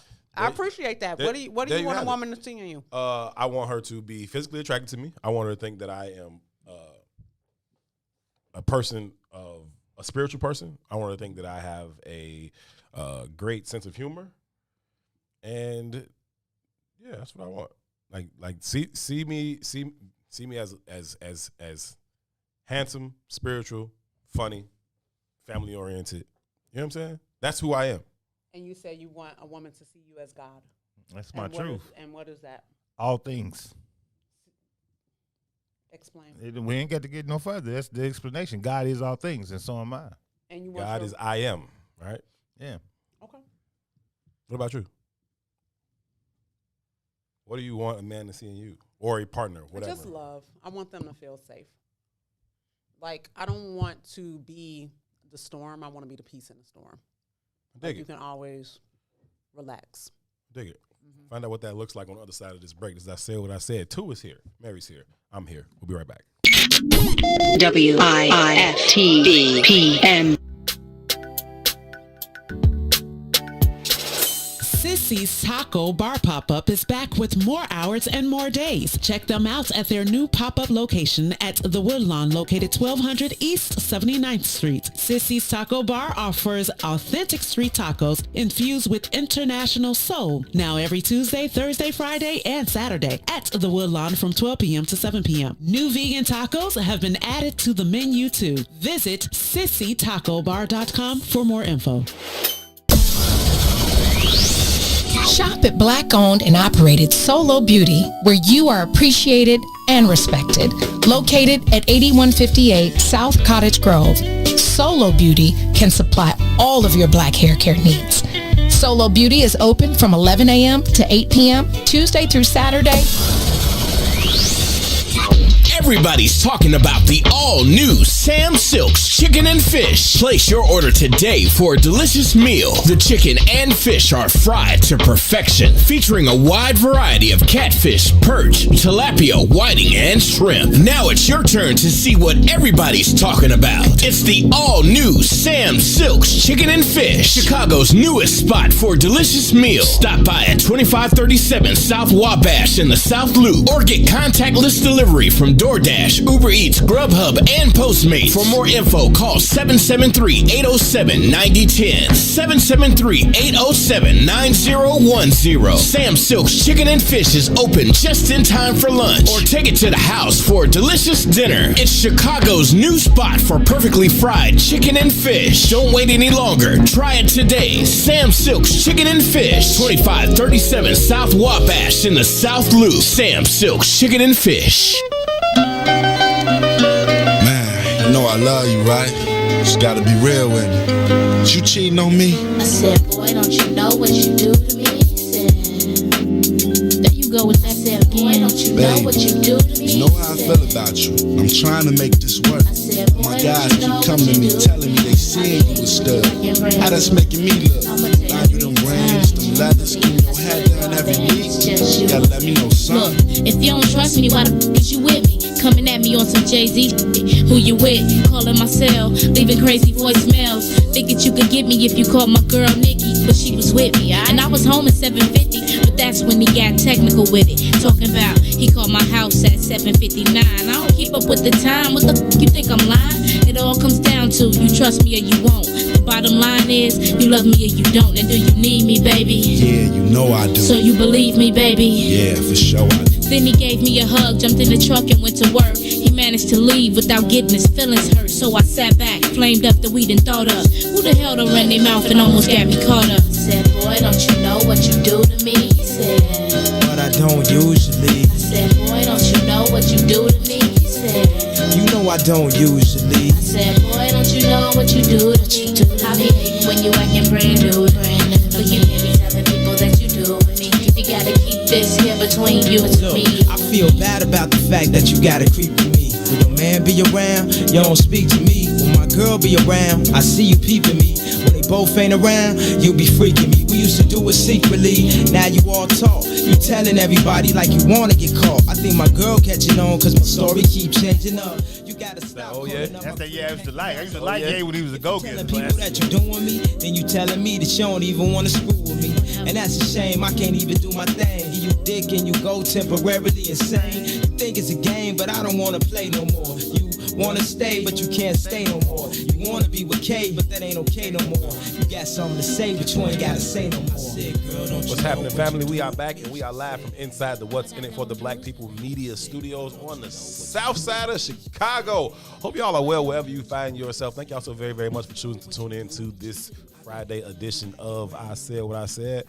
It's a Relationship Friday, and thanks to everybody that's watching on YouTube. Thanks to everybody that is watching on Facebook. We appreciate y'all. His name is Toussaint Werner. You good, man? You handled your business, man? I'm blessed and had a favorite today. Definitely got my capitalist on. I was in there doing my maze. Handling your business. Handling your business. Spread me my money. Right. I can dig that, man. Glad you made it. I well, once you was in the studio, I knew you would. But when you hit me up earlier, you was like, yo, might be second hour of the show for me. I was like, okay, cool, do your thing, bro. But I was like, yeah. Once somebody is late 1 hour for something, I got to think they just might not come. Like once you were late for an hour, I was like, yeah, after an hour, I might not come. You know what I'm saying? So I'm glad you was here and glad you up in the studio for sure, my brother. I'm doing well too, man. I had to get up earlier a little bit today. Well, not that early. That's kind of cap too. I slept for as long as I absolutely could. I was up at 3 a.m. Yeah. Wow. I was going to bed at 3. Why were you up so early? I'm up early all the time. Oh, okay. Yeah, I had to go get my hair cut. Then I had to go run around. Had to go get that half a point. Had to go get my half a point back, baby. I woke up at 9.5. I am back a full 10 right now. Okay, full 10. Had to go get my hair cut. Then I had to go run around, hit a couple stores. Had to get a watch sized, and I had to pick up a shirt. Went to the water tower. Getting your sexy decks on. There's a lot going on. I hate going to the store so bad, G. Like the whole everything about it irritates my soul to the core. Couldn't stand it. Got to the water tower just to realize that the watch store that I was looking for that is listed as being in the water tower is no longer in the water tower. So I'm like, fuck. Okay. So then I just go to whatever place they got in there to take the link out of this watch. Yeah, but I wanted to go to the place, one, because I didn't want to pay for it because y'all fucking watch. Well, that's true, too. Yeah. Do it for free. Second of all, you go to this other place and they're like, yo, I'll do this for you. However, if I so happen to chisel the side of your fucking shit, I'm not responsible for it. It's like, yeah, okay, cool. You know what I'm saying? Like, don't chisel the side of my shit because you're not responsible for it, but I'll just be trash. How about that? Right? See, that's when you get that big money. You got to go to the place that made the watch. Right. Nice watch. Nice watch. Money. Nice watch. You guys. Oh, you guys. You guys. Clearly, it was a gift. If I had bought it myself, I would have sized it Clearly. when I bought it. Clearly. So clearly, it was Okay. a What gift. time is it? I don't have it on right now. I don't know. But then I had to go find a T-shirt, right? So I needed a quality T-shirt. I'm gonna wear a T-shirt on Sunday, so I needed a quality T-shirt. So walking around trying to go in these stores and find these shirts, and it's just area. Hey, I quick just don't question. like it, bro. The whole process is like, yeah. You a sexy Dex Negro. I Quick found question. I found one. Brian Foss was in here earlier. B Foss is one of those guys. He's a sexy Dex Negro. I'm a for sure. I'm a sweatpants nigga. Yeah, but you know, you get your half a point. So look, I've been boycotting the barbershop. Sweet potato. Right? You know that's too cold. You can borrow it, Sweet man. potato. No, I couldn't. You can borrow it, I man. had to wrap it around me twice. The husky. I don't do husky. So look, I've been boycotting the barbershop or whatever. Mm-hmm. And now COVID restrictions are starting to get lifted. Mm-hmm. So capitalist America is starting to open up. Mm-hmm. Where I got to perform like a goddamn monkey and get some money. You saying your braids won't do in the I'm suite in trying the to, boardroom? I hate to say it, but I'm questioning whether I'm gonna do it because I'm black and I'm black and I'm black and I like it. Then do your Cornell West joint instead of the braids. You don't gotta go. You don't No, gotta go I in the think- boardroom as AI. You can go as Cornell West. I think the Cornell West gets you the comfortable Negro, and I hate that more than the thug Negro. If you got the Cornell West in the suit and tie, you become the comfortable Negro, don't you? No, I think Cornell West makes a lot of people uncomfortable. But he's Cornell West. I'm talking about the average nigga with an afro. He's the comfortable Negro. I don't think so, but I think a dude show up in the boardroom with a real natural fro. It's not getting the contract. It's not getting the contract. I'm just saying. Oh. I'm just saying. Because here's the challenge. Y'all ain't And I'm shit, gonna be man. honest with you. Uh-oh. The challenge becomes that it's not the brother in the room that doesn't get you. It's the brother in the room that gets you but has to explain it to the white dude. And the white dude and the black dude be like, man, I got to go in here and let me just take the motherfucker with the haircut. Right? Because I'm just telling Boosie you. said a ponytail was way safe. No, it's Yeah, not. because now you gay. Boosie trying to right now. Now I we will checking say a lot of boxes now. too. If you line it up, I saw some LGBTQ. shit on Chicago Tonight last night, and he had a haircut pretty close to you. You could probably I'm trim it finna up. get the Pop Smoke braids and say, fuck it. No, you're not. Yes, I am. No, you're not. Walking there holding your that nuts, contract Joe. gonna be Yes, I like, am. Ever fuck be wearing it. a piggy red. Right. Listen, man. Listen here. Listen, Do this how we a gonna lot do of this. this. Listen This is how we gonna do this here. You The understand eternal me? conflict. You understand me? The eternal That's so conflict. disrespectful, though, ain't it? I was just saying. That man. shit is so disrespectful. Does it check cash? Huh? Does it check cash? Has it cashed? No, I'm saying, will it check cash? Oh, it will cash. Will it, and will it provide you the ability to continue to be a freedom fighter for your and pour into your young child? Yes. So it will. if it will allow you to finance the revolution, brother, then we will call you a capitalist that sat by the door. No, I was saying, hey, brother, You got to play the game. You got to play the game. but you can't play it in the white construct. Exactly. How do you play the game in the white construct of white supremacy? You got to play the game on the board that's offered to you. But I would argue that we haven't seen a board besides the board of white supremacy. I agree. So Okay. that's the only game in town, right? Now I play with my own rules. That's what I'm saying. You play that. It's nobody. We've never. I ain't cutting my hair. I'm getting Pop Smoke braids. I don't care. We've Why? never And I'm encouraged still gonna get the nobody. contract. We've never encouraged nobody to be like, hey, be broke as fuck. Nobody's asking anybody to be that. Like nobody's saying that. We're talking about the relationship that we have with money and how we kind of relate to it, how it impacts all of our decisions, and where we value it on the continuum of money or people or family or whatever the fuck. By all means, get you some bread, man. I like stuff. You know what I'm saying? It's just how you relate to it is all. What type of quality T-shirt, Herb? You purchased regular cotton tee or King of King T-shirt big time? I need a nice T-shirt, bro. What's a nice T-shirt? Like a logo T-shirt? I mean, a No, T-shirt with it's literally a plain. It says nothing white on it. T-shirt? It's a plain white T-shirt. Yeah, but they got levels of quality. Yeah, but I mean, you can go get 5 for $20 from Finish Line, or you can get a pack of Fruit of Looms, or you can go get. But you can get one for $75. Or you can get one T-shirt. Yeah, you know what I'm saying? Like, I needed a quality. I'm wearing a suit, but I still wanted to wear a T-shirt. So I couldn't just put on a white tee like you would see me if I was hanging out on the block white tee. That's not the white tee you put under a suit. It's a different level of white tee. I can needed get away a with different one. You could, but that's not me. Women have all What types kind of of suit is choices. It's a suit. It's a nice one. Shout out to E Nose over at GQ Gentlemen. Go see them people. They dope. Yeah. Dope shit. Yeah. So, but I'm gonna have a. I needed. Herb is fully custom. I needed. He doesn't buy off the rack. How many buttons? Huh? How many buttons?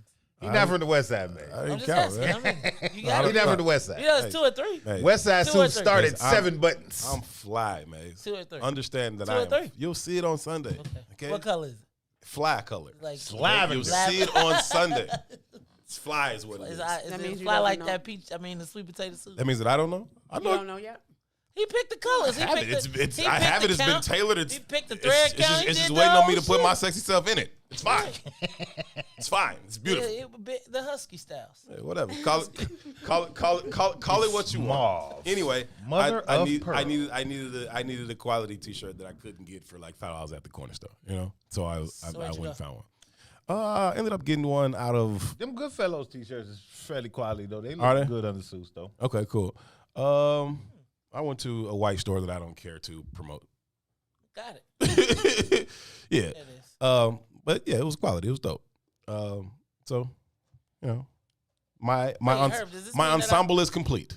So what I gotta wear to this? I gotta like. Wear whatever That's what I'm thinking. You can wear whatever you I want, gotta wear man. a suit? It's day party got vibes. You don't have to wear a suit. It's day party vibes, rooftop vibes. Okay. All right. Just checking, man. Y'all be Shorts. upscale, man. I'm a young fly nigga, man. It just I is see, what it that's is. what I'm saying. I wear sweats every day because it's comfortable. But when I put on clothes, I'm gonna put on clothes. Hey man, Chauncey's hilarious. What is what you say this time? What happened? See how you good, brother? See, Yeah, he called me soft, so I had to call him Chauncey. It is what it is. What do he say to you? Yeah, man, just talking Talking about shit. nothing, man. It was an old comment. I see you though, Chauncey. My nigga. Yeah, my ensemble is complete, man. Feeling good about myself. That's what's up. That's gonna be a good time. I just hope it don't rain too bad. Let me stop tripping. Don't let the rain I'm stop sorry. your- I'm sorry, University tripping like that. Stop your shine. Because months ago, all I would have said was like, "Hey, please don't still be like winter." You know what I'm saying? Now we're clearly not still winter, and I'm still complaining because it might rain a little bit. Gotta let nature run its course. Yeah, it is what it is. So yeah, looking forward to it, man. Prison relationships. what? What about? You mean like boyfriend to pseudo What boyfriend? did you just say? Or you mean like somebody's locked up? Who Somebody's invited her, outside? man? What do you mean? Because I had a very interesting situation this week with involving Somebody in prison? Yeah, You got a prison pen pal? You got I don't. I don't see you with the prison pen pal. But I then I think don't. about it, you No, are you exactly just the kind of waiting woman to have a for prison something. You pen just pal. waiting No for wonder something. you're not That's sexually not what active. it Your is. dick is behind bars. No. You ain't got no Pull it conjugals back. coming. Pull it back. Pull it back. Pull it back. He pulling it back. No, stop On it. the regular. That's not what this is. Dude making all them collect calls. Phone bill higher than the motherfucker. That's Every not phone what it bill is. $6,000. But it made me think. It made me think, like, how do people do this? So I met my brother for the first time behind bars. Your brother? Your real brother? My real brother. Okay. Daddy was Okay. a Rolling Stone or he grew up in the same? My daddy was a Rolling Stone. Oh, okay. And I thought to myself, like, dang. He called me. He was like, what's up? And I was like, hey, how's it going? And it was just like at the end of the conversation, he said, Wait, he called you? Or he so you met called him on me the first. phone? He called me first. Okay. And I had not spoken to him in a very, very long time. But you spoke to him before? I just met him like a couple of years ago. Oh, was he behind bars? You said you At the time, then he got out. Now he's back in. You know the whole story. Cyclical the thing. the You know, cyclical thing. Niggas like jail. Right. So this time around, he called me up and he had said to me, like, at the end of the conversation, because I was like, dang, you normally don't call me sister. You call the other sister. Run me 50. He said that at the end of the No, conversation? he didn't. He was just like, hey, so if I got to do time, you gonna ride this out with me? And I was like, Hey, as your sister. What?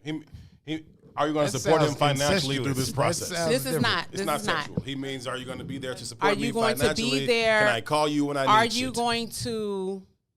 He said specifically, and it hurt my heart. Well, you it ratted was out with like, me. are you going to don't forget about me? And I was like, oh. I'm empathetic though. I ain't gonna lie. I was like, wow, like that's hard because I had to think about the situation. I'm like, well, like that's like phone calls like that's. Phone calls, I'm like, how long you gonna be locked up? And Really? money. Phone call, visits, and money. The whole thing. But and a letter change a nigga life. And a After letter, you get locked down, right? For a time, you know right. what I mean? So I'm empathetic. I ain't gonna lie. But they also need a point person on the outside. They need like a point person. So I need to run business and stuff. I need to get to what's that? This person who's on the phone. I'm trying to call from the joint. You have a collect call from such and such correctional facility. So it made me think. I was like, dang, like people are in these situations with Securus. That's the name of the people who call from the joint. This is Securus. Will you be willing to accept a collect call from? Yeah. And then you have That's to, what you it's know, called. I forgot the name. the reality of the situation. And I thought to myself, I was like, I would like to think you're my brother and I would not forget about you. But then I would not forget. I'm not going to forget about you. And it just had me thinking about how people do this. That was just an interesting moment for me. People You know get how married lonely in jail. people are outside of prison, though? It's hard. Like people be lonely as fuck. And if you ain't got nothing but time to make You ain't somebody got else nothing feel but time. valued, and you figure out how to speak, yeah, you perfect your game. Yeah, you know, Call a couple lonely, ugly chicks. They be sending you their whole paycheck. You become a master manipulator if you do a long stretch Behind bars. Yeah, That's how that works. You manipulate everything you're doing is like you've been trying to manipulate, motherfucker next to you into gambling or snacks, or you trying to manipulate the guards into this time or this privilege or that. It's all day long. You can do the same thing. That's not to say that there are no genuine love connections, but more importantly than the love, I need a motherfucker. And so I'm going to do whatever is necessary to maintain that relationship with this motherfucker. And so I got this low self-esteem motherfucker believing And that it might I not am. be low self-esteem. I was just about to that say, on. is low self-esteem always on the other side? I saw this one shit though. Yep. I saw this one shit. Oh.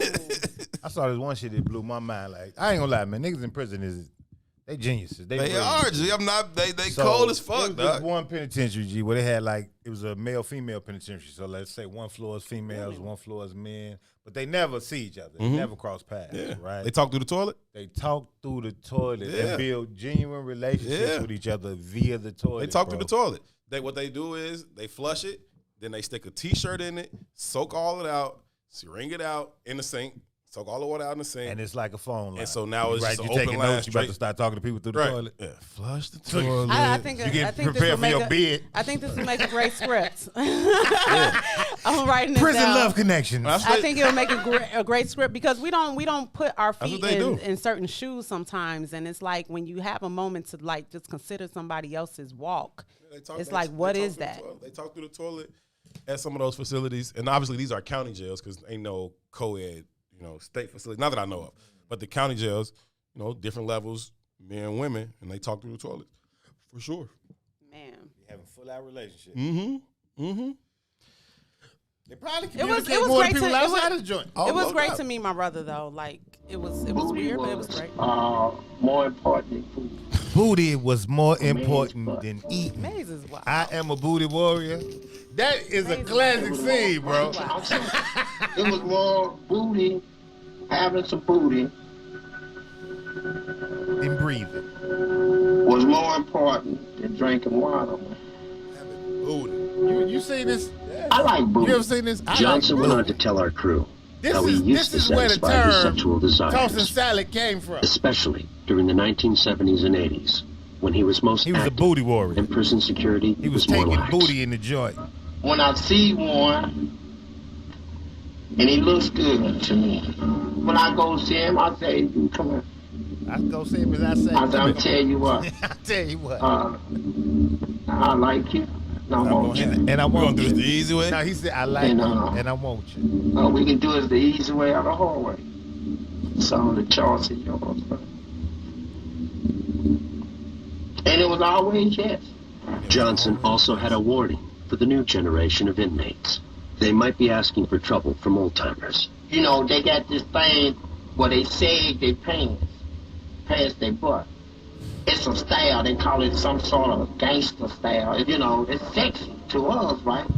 And see, but they weren't prepared for this, right? So you sag your pants in her, man, somebody be up in your butt, and it's just that simple. Johnson even let the lockup crew know that when he was in his prime, they wouldn't be safe from his advances either. if y'all had been in her back then in them days, and as much as I like booty, I probably felt one of y'all butts. And y'all was walking past me. And dirty. Like from Louisiana. Felt like on that. one of y'all I'm not no butts. shame in my game. This is I nothing like that I'm you, ashamed and I to won't. admit. And I'm I am what I am. I'm a warrior too, you know. So Fleece Johnson, yeah, that's dude's name. Fleece Johnson. Hey, when this first came out, I was telling women that everywhere. I like you, and I want you.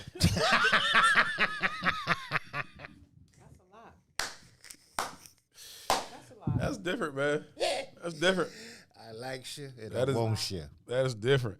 So we're gonna do is love after lockup?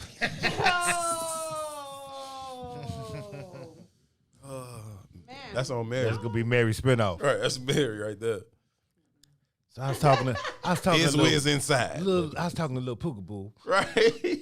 On the Securities last night. They put Y'all their love to hands on entertain you. yourselves. They tried to grab me a little bit. I like you and I want you. That shit was classic. Man, wow. ROW It just had me thinking about that. ROW that's come all. back and say, what I missed. Candace said, we're discussing butt stuff.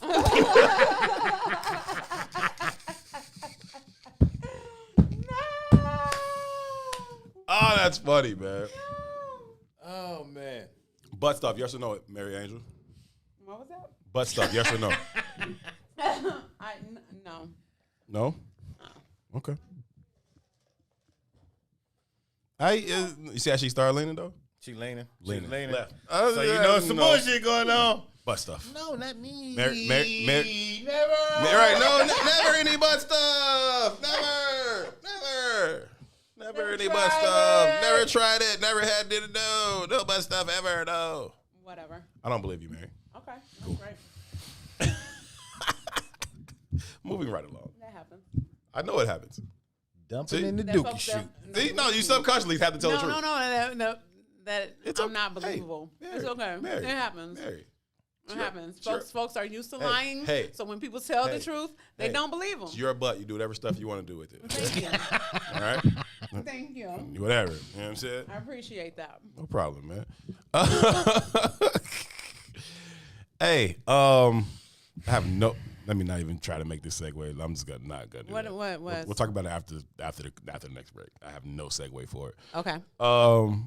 Anyhow, let's just go to break. The next thing I want to talk about, I have no way to get to it from Bucks. You hit a chick in the dookie shoot before? Huh? Yeah, I said you hit a chick in the dookie shoot before? Yes. In the dookie shits. In the dookie shoot. Oh. The dookie shoot. Yes, I have had anal sex before. You? No comment. Yes. We'll take that as a yes. Mary, you want to come back with a different answer? You want to tell the truth now? Now that we both admitted Look at leaning to. hard now. No, never. Of no kind. I'm a saint. Believe, I don't do anything. Okay. So now I'm taking that as a yes too now. Okay, because I know that's a lie. So all right, cool. Everybody here has done butt stuff. Maze, you want to get on this butt stuff conversation? I grew up in Bolingbrook. That scares the hell out of me. That's a whole kind of thing. That's a different kind of like. We met with men and women. We were talking men and women. Streets of Bolingbrook. Streets of Bolingbrook. Say the song, songy. Sing the song. Oh, that's right. Mary, you sit this one out. Huh? I did sit this one out. Oh my God. That was hilarious. Oh, you gave your answer. We got it. No, I didn't. You gave We're very an clear. answer for me to We're yourself. very clear. We're very clear. It's all good. You know, you've dabbled and dabbled a little bit. You've experimented. Maybe you didn't enjoy it. Maybe you did, but you've been there. Either way, what? That's your conclusion? That's absolutely my conclusion. Okay, great. But yeah, no, I've been there. I'll say this too. I don't understand the fascination with it. Hey, it's not the cool thing to do. I do not understand the fascination. I just had to say I did it. I just not the cool thing to do. I do not understand the fascination with butt stuff for everyone. This is disgusting. I don't understand the fascination with it. The box is perfectly fine and it's amazing.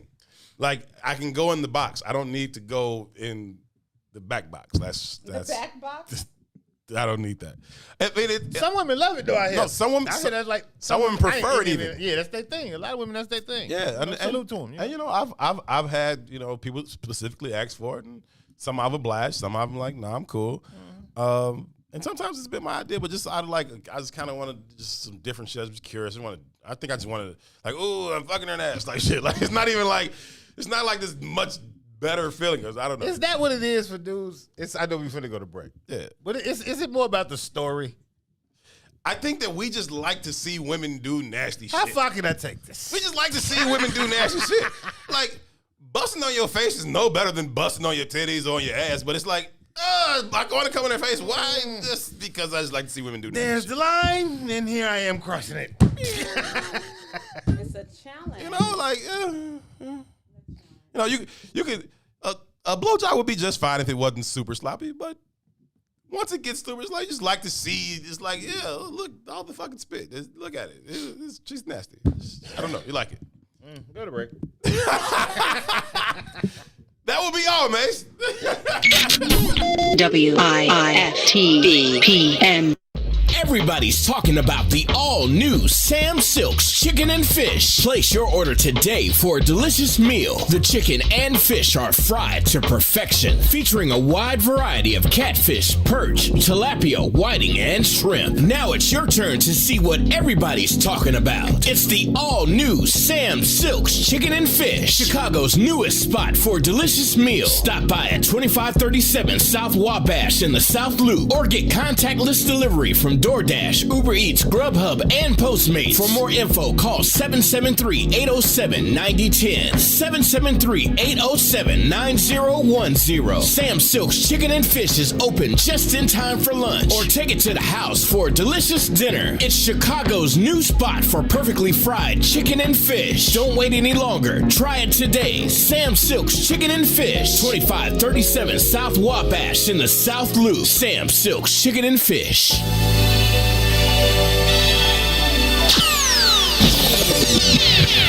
Chris the Critic Relationship Hour with Gina B. Why you are not married. Number one, you ain't all that. I know that's hard for y'all to swallow.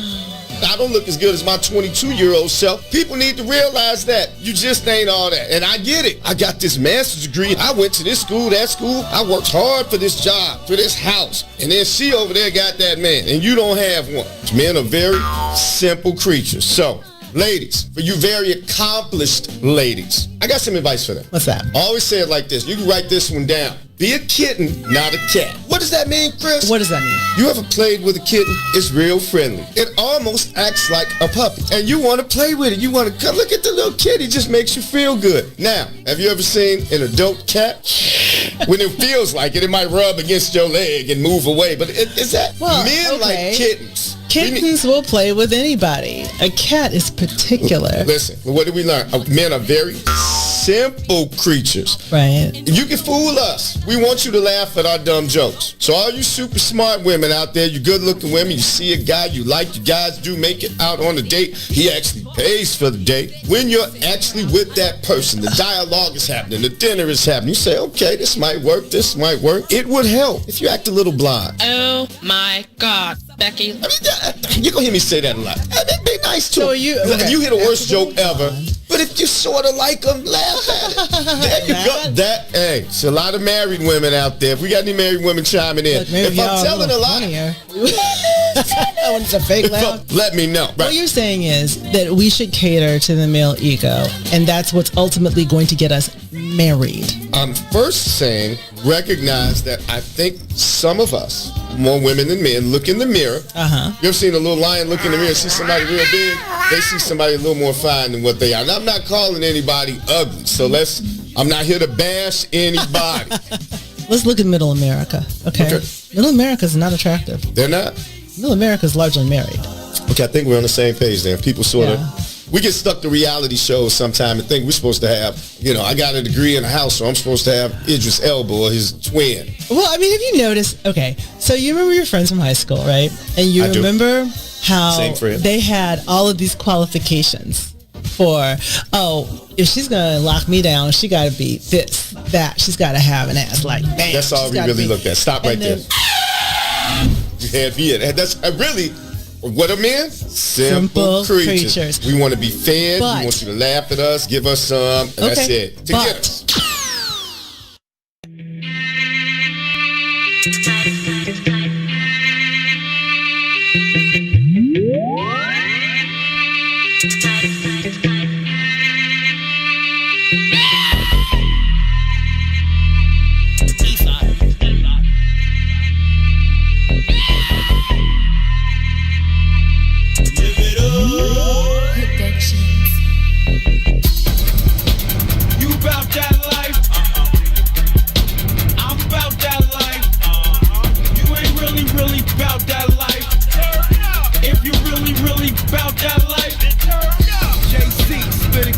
Let me test your work. Boss, you the boss? Let me test your work. Jeez, you talking breezy? Let me test your work. Cam, you the man? Let me test your work. Dre and Snoop, like that chronic, I need something stronger. Molly cute, that's like an aspirin for my daughter. Big time, in the club with a case of Ace, and now I sniff that whole table. Scarface, another court case. I'm a frequent offender. Where Wyclef was hot, I was gone to November. 6 years, hard time. Bobby was fucking up, Whitney could have been mine. We would have been so high and so in love. When Amy Winehouse died, I could have saved her. I could have smoked like half of that. She wouldn't have had to go in cardiac arrest. Hands up under her dress. Lindsay Lohan her mess, but I still cope above her breasts. I must confess, I heard from a little birdie. Bring some crystal meth, you can get that from Fergie. Had a real nice dream, me and Charlie Sheen. Few Playboy bras, I was high in Rob Ford. Brick after brick, like Shaq at the free throw. I stayed hard, I put coke in my pee hole. You bout that? We are back and we are live from inside the What's In It for the Black People Media Studios alongside these two feuding children. My name is Howard. This is I Said What I Said. Thank y'all so much for being a part of the conversation. We appreciate y'all. Wherever you find yourselves, we hope you are doing well and we thank you for being here. We are in the middle of a Relationship Friday discussion that has gone all over the place. We've talked about post-marriage counseling or post-divorce counseling? I don't know, I guess, whatever.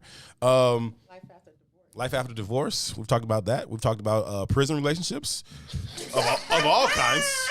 Of all kinds. And we have moved into butt stuff, of which everyone here has admitted to participating. I said no comment. You said you came back. You came back and said, I just went by what I heard. And you made up something for me after I said my piece, but go ahead. It's cool. Somebody in the comments, I think it was Miko, says the next topic in line would then be salad tossing. No, that's not. Don't have to be the next topic in line. That doesn't have to be the next topic in line. How do y'all feel about it? I don't feel about it. Never put your face in anybody's butt? I don't feel about it. I'm going to take that as a yes. I don't feel Mary. about it. I'm Virgin Mary. Okay. Virgin Mary. Have you ever put your face in anyone's butt? I don't answer these things. Okay, cool. Take that as a yes as well. Got 2 yeses. No, that's moving right not along. True. You didn't get 2 yeses. Moving right along. Maze, you want in on this? Okay. want in on this salad tossing discussion? Not at all. Okay, cool. Ever put your face in anyone's butt? Obviously, you have. It's a thing for you, huh? A thing? What do you mean it's a thing for me? It's a thing for you. Have you, yes or no? Since yes, I have. This up. Okay. Bless your heart. And how did that elevate your life? Elevate we'll you? Never as a share a person? drink. You said, what did that do for you? What do you mean? What did it do for me? How did it elevate your life? Like, what do you mean? Well, you want to talk so about it. I ain't asked, and then I got a job. I didn't say I ate Queen Elizabeth's ass. Like, what are you talking about? I asked, and I got $100 on the street. But you brought it up. I breathe so much better now. Like after I ate ass, but you wanna, I got blessed. You want to talk about this? Like it was. You the one always so I didn't say responsive to the comments. You say, "Oh, we got to be respectful." When somebody asks this question, the question was posed. I read it. Got it. Y'all said yes. I said yes. No, I didn't say yes. I didn't say. That's not what I said. And I said my piece. I told you already. I am the Virgin Mary. Okay, cool. You were married. You and your husband never had sex? Yes. Oh, okay, cool. So now I'm kind of confused. I don't know when you're telling the truth and when you're lying, man. Right. Right. Now I'm kind of confused. Right. Now you don't understand. But she swears that we be making this up when we say she be lying. You know what I'm saying? Y'all always call me lying. I don't know why y'all That's call Cat me lying. Mary. Did you say you just learned what cat means? That's Cat Mary. Okay, so then I won't call myself the Virgin Mary. Great. You call yourself whatever you want. That's gone. It's your name. You call yourself whatever you want.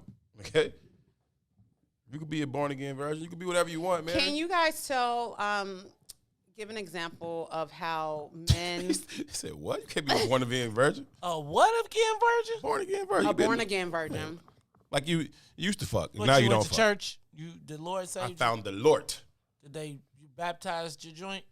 Yeah. Anybody tells you that, they used to Dunk be your joint they used to be very sexually liberated. Wait, today your mom's birthday? No. Oh, okay. Yeah, my mom's birthday is April 15th. Her birthday is 4 days after mine. I was the greatest gift she's ever received. My sister's is April 13th. Hey. Oh, y'all. Yeah. Two sisters is April 11th. Yeah. That's what's up. Yeah. That's what's So up. Aries, man. What's up there?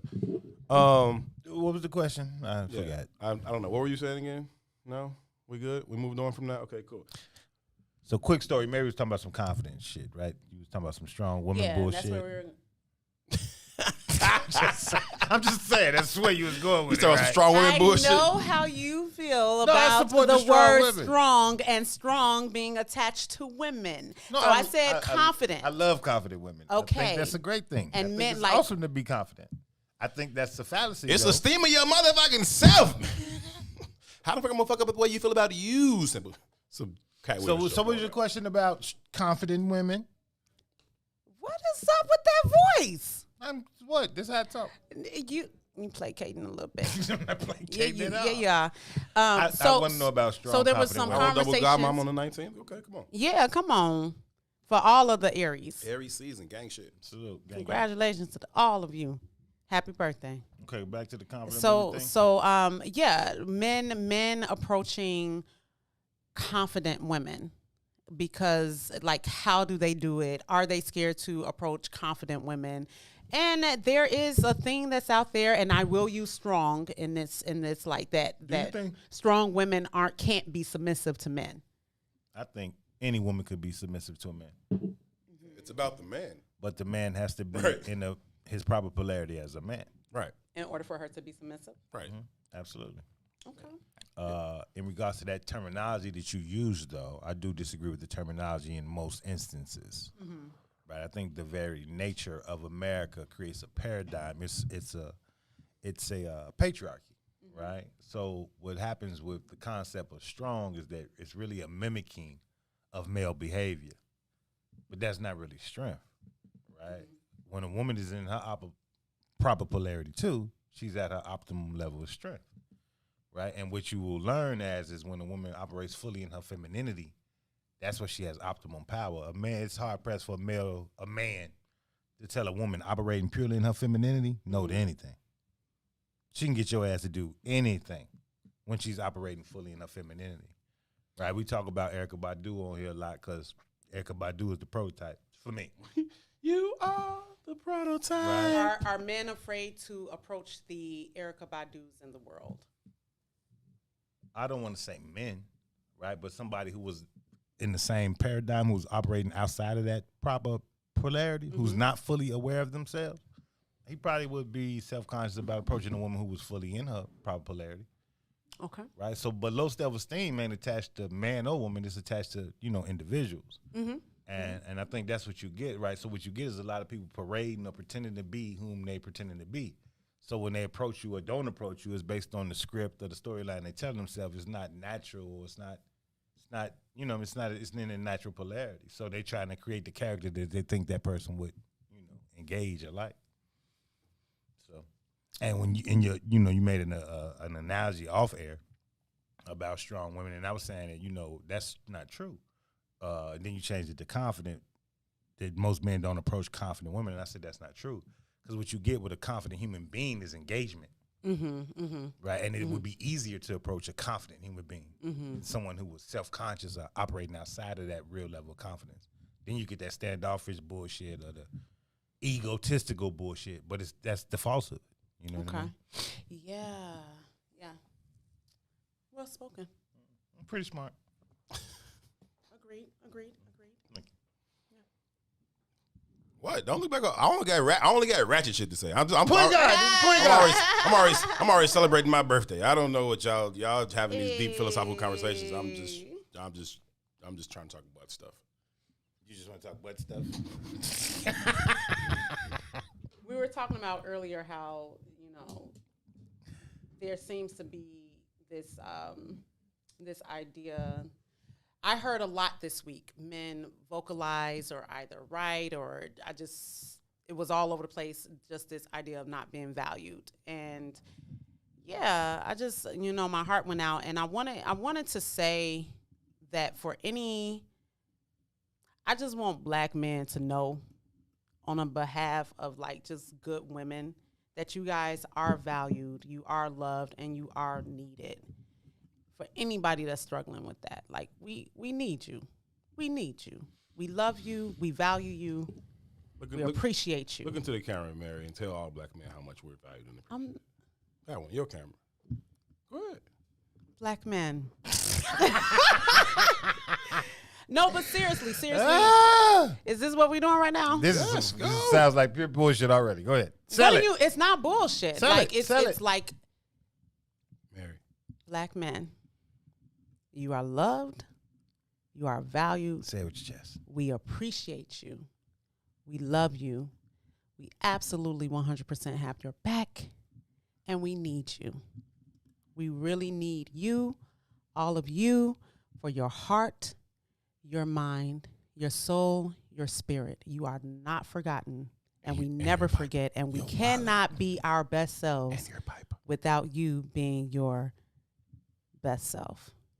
And Bless we are here. Your heart, Mary. That was beautiful. Y'all are loved. And heartfelt. And please don't get it confused. Please don't get it confused. And if you are confused about it, stop messing with women that's making you confused, because that's not cool. Oh, the women in our community.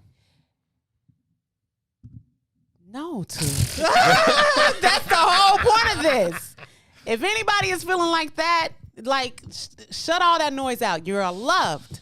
And I just want to put it out there, because this was a rough week hearing that. I'm like, yo, you are me and I am you. We are all in this together. Where were you hearing this?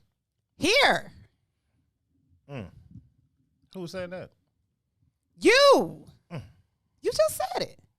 I believe it, but I'm just saying, it's like I don't like the idea of any man waking up and feeling like nobody is on their side. That's very, very hard. It's very hard. So, but but also though, true story though. That's the very nature of man, right? I told this to my son the other day, man. My son about to be 16. I was like, my nigga, you got 2 years, and don't nobody give a fuck what happened to you after that. Nobody. Be clear about that. So you better get your shit together in the best manner to take care of you, because no one cares. Right, potential goes away from black boys at about, I say 18 for my son because I want him to be extra prepared. But after 22, don't nobody give a shit what's happening with you. So how does that shape his experiences? How does that shape his experiences? Hopefully, in the reality of it, he's going to have to fend for himself. Well, we all have to learn how to fend for ourselves, yes. But it's if you don't know that you got somebody, if you don't know that you have love, you come from love. You come from love. I come from love. Coming from love has kept me many of days from stupidity. I don't even know how to not be with somebody that don't love themselves, because the moment that you come at me crazy, I never had that experience. So you come at me crazy, I already know that you don't, I got to cut that off, because I don't even know what that is. I don't come from that. Mm-hmm. So it's to build up in your mind already that the world is against me. I get it. Protection. Be able to do for yourself. But if I have in my mind against me though, I just think it's indifference. It's not against you. It's just indifference. It's just indifference. Nobody gives a shit. Nobody gives a shit. Nobody gives a shit. But how true is that? You saying that true. If you believe it, if you believe that nobody gives a shit, then that's exactly how you're going to operate. Every conversation that you have, if it's back when nobody gives a shit, you got to give a shit. You give a shit. You got to be supremely engaged with you. I'm saying nobody else gives a shit. Nobody else gives a shit. I mean, you can see it every day. You can see it when you're standing in line at the grocery store. You can see it when you're driving your car on the street. Nobody else gives a fuck about you. If they way over there. Are you speaking? Are you speaking on behalf of your own experiences? Are you speaking on the behalf of black men? Are you speaking on the behalf when you say don't nobody give a shit? I'm talking about life in general, but especially about men. So Nyla says too that is deeply not true. Yeah, because that's hard, man. That's hard to just live in this space, to dress yourself every day in the morning, and you walk out in the world, you open up this door and you say to yourself, don't nobody give a shit. Why do you think that I give so much of a shit? Because nobody gives a fuck. You know Okay, so you're already negating exactly what you're saying because you actually care. And you operate like you care. You're missing me. Okay. I give a shit about me, right? I also give a shit about a lot of people. But the world, I'm telling you, G, does not give a fuck, right? And I have 35 years, or let's say 17 years since 18, to tell me nobody gives a fuck. Like, on the outside world, once you walk out the doors of the people who love you inside your four walls, nobody gives a fuck, fam. They don't. Nobody gives a shit. Not for real. They don't really give a fuck. People so inconsiderate, it don't even matter. I had a very interesting experience in the sense that, like, I had a real, I'm an anomaly in the sense that I had a very, very strong relationship with my father, right? And I thought about this, like, when he passed away, because I found myself for years looking for somebody to supplement what I was receiving from my father that I didn't even value in the moment of my father being alive. You know what I mean? But anything happening good in my life, first person I'm calling is my father, because he gave a shit. You know what I mean? It was a conversation from there. Or bad. Anything happened bad, first person I'm calling is my father, and we're going to have this discussion. But when my father was gone, it got very real to me, like, damn, don't nobody really give a shit. No. Ain't nobody to call in either situation. No. You know, in either situation. Now, I got all kind of friends and people who say they love me, but when I got to the core of that experience, I was like, well, damn, man, it really ain't no outlet. Yeah. Fuck, like, and I'm not saying that in a negative way. It was just the reality. Clarity. You know what I mean? It was just clarity. And sometimes you don't learn that shit till hell. You learn it later. Like you still be learning that shit. Like, damn. Because even when you think somebody give a fuck, and then the opportunity presents themselves for them to show whether or not they give a fuck, and they be like, yeah, I don't give a fuck. You be like, damn. Same time though. It was just my father that I had that was ever acted in that space in my life. But it was enough for one other human being to act in that space for me to not recognize how that I missed it. You know what I mean? So when he was gone, it was like, damn, this is that important to me. But when he was here, I didn't necessarily value it because that's what love looks like. I'm coming from love. So it's an expectation. It's normalized. But when that was gone, I was like, well, damn, where did this come from? Where do I seek this? Where do I get this from now? Can you honestly say right now that nobody gives a shit about you? Everybody's indifferent. It's not giving a shit. It's indifferent, right? Indifferent. I mean, maybe they're the same things. And nobody is a very, very extreme example, right? It's not that no one in my life gives a fuck about me. You asked me earlier, and I said I think the women people in my life love me, right? So it's not that I think nobody gives a fuck about me. It's not that I think there isn't a single person on this earth who isn't other than indifferent about me, right? I don't believe that to be true. But on the large scale, in the world, nobody give, like, people are just very inconsiderate, just in general. People think that no matter 6, 7, 8 billion people on this earth, motherfuckers think they here alone. I was telling people earlier this week that when I was on the plane back from Hawaii, this dude kept just plopping down in the seat, banging his fucking chair on the dude behind him, and dropping his phone on the fucking floor all flight. Maybe this is just because he don't give a fuck. He's inconsiderate. He's indifferent. A better way to explain it, though, right? As my father's child, I was more important to my father than my father was to himself. Right? My son, my daughter, they're more important to me than my life is to me. Right? But as a man, your value supersedes nobody's in the families. Nobody in the structures. Your value is, again, it's the design, right? The design says, I'm indifferent. My wife comes first. My children come first. That's right. You know what I mean? It just is what it is. It's the design. You know. And then you add in the metric of being a black man, and it's some whole other shit. Right. You know what I mean? Extra right. Right, but it's the design. Don't nobody give a shit. It's indifferent. It's not like I'm out to fuck you over, but I really don't. Figure your shit out. So putting your wife and your children first by design, because you are the male, you are the dominant, you are a foundation, and it is your position to take care of your family.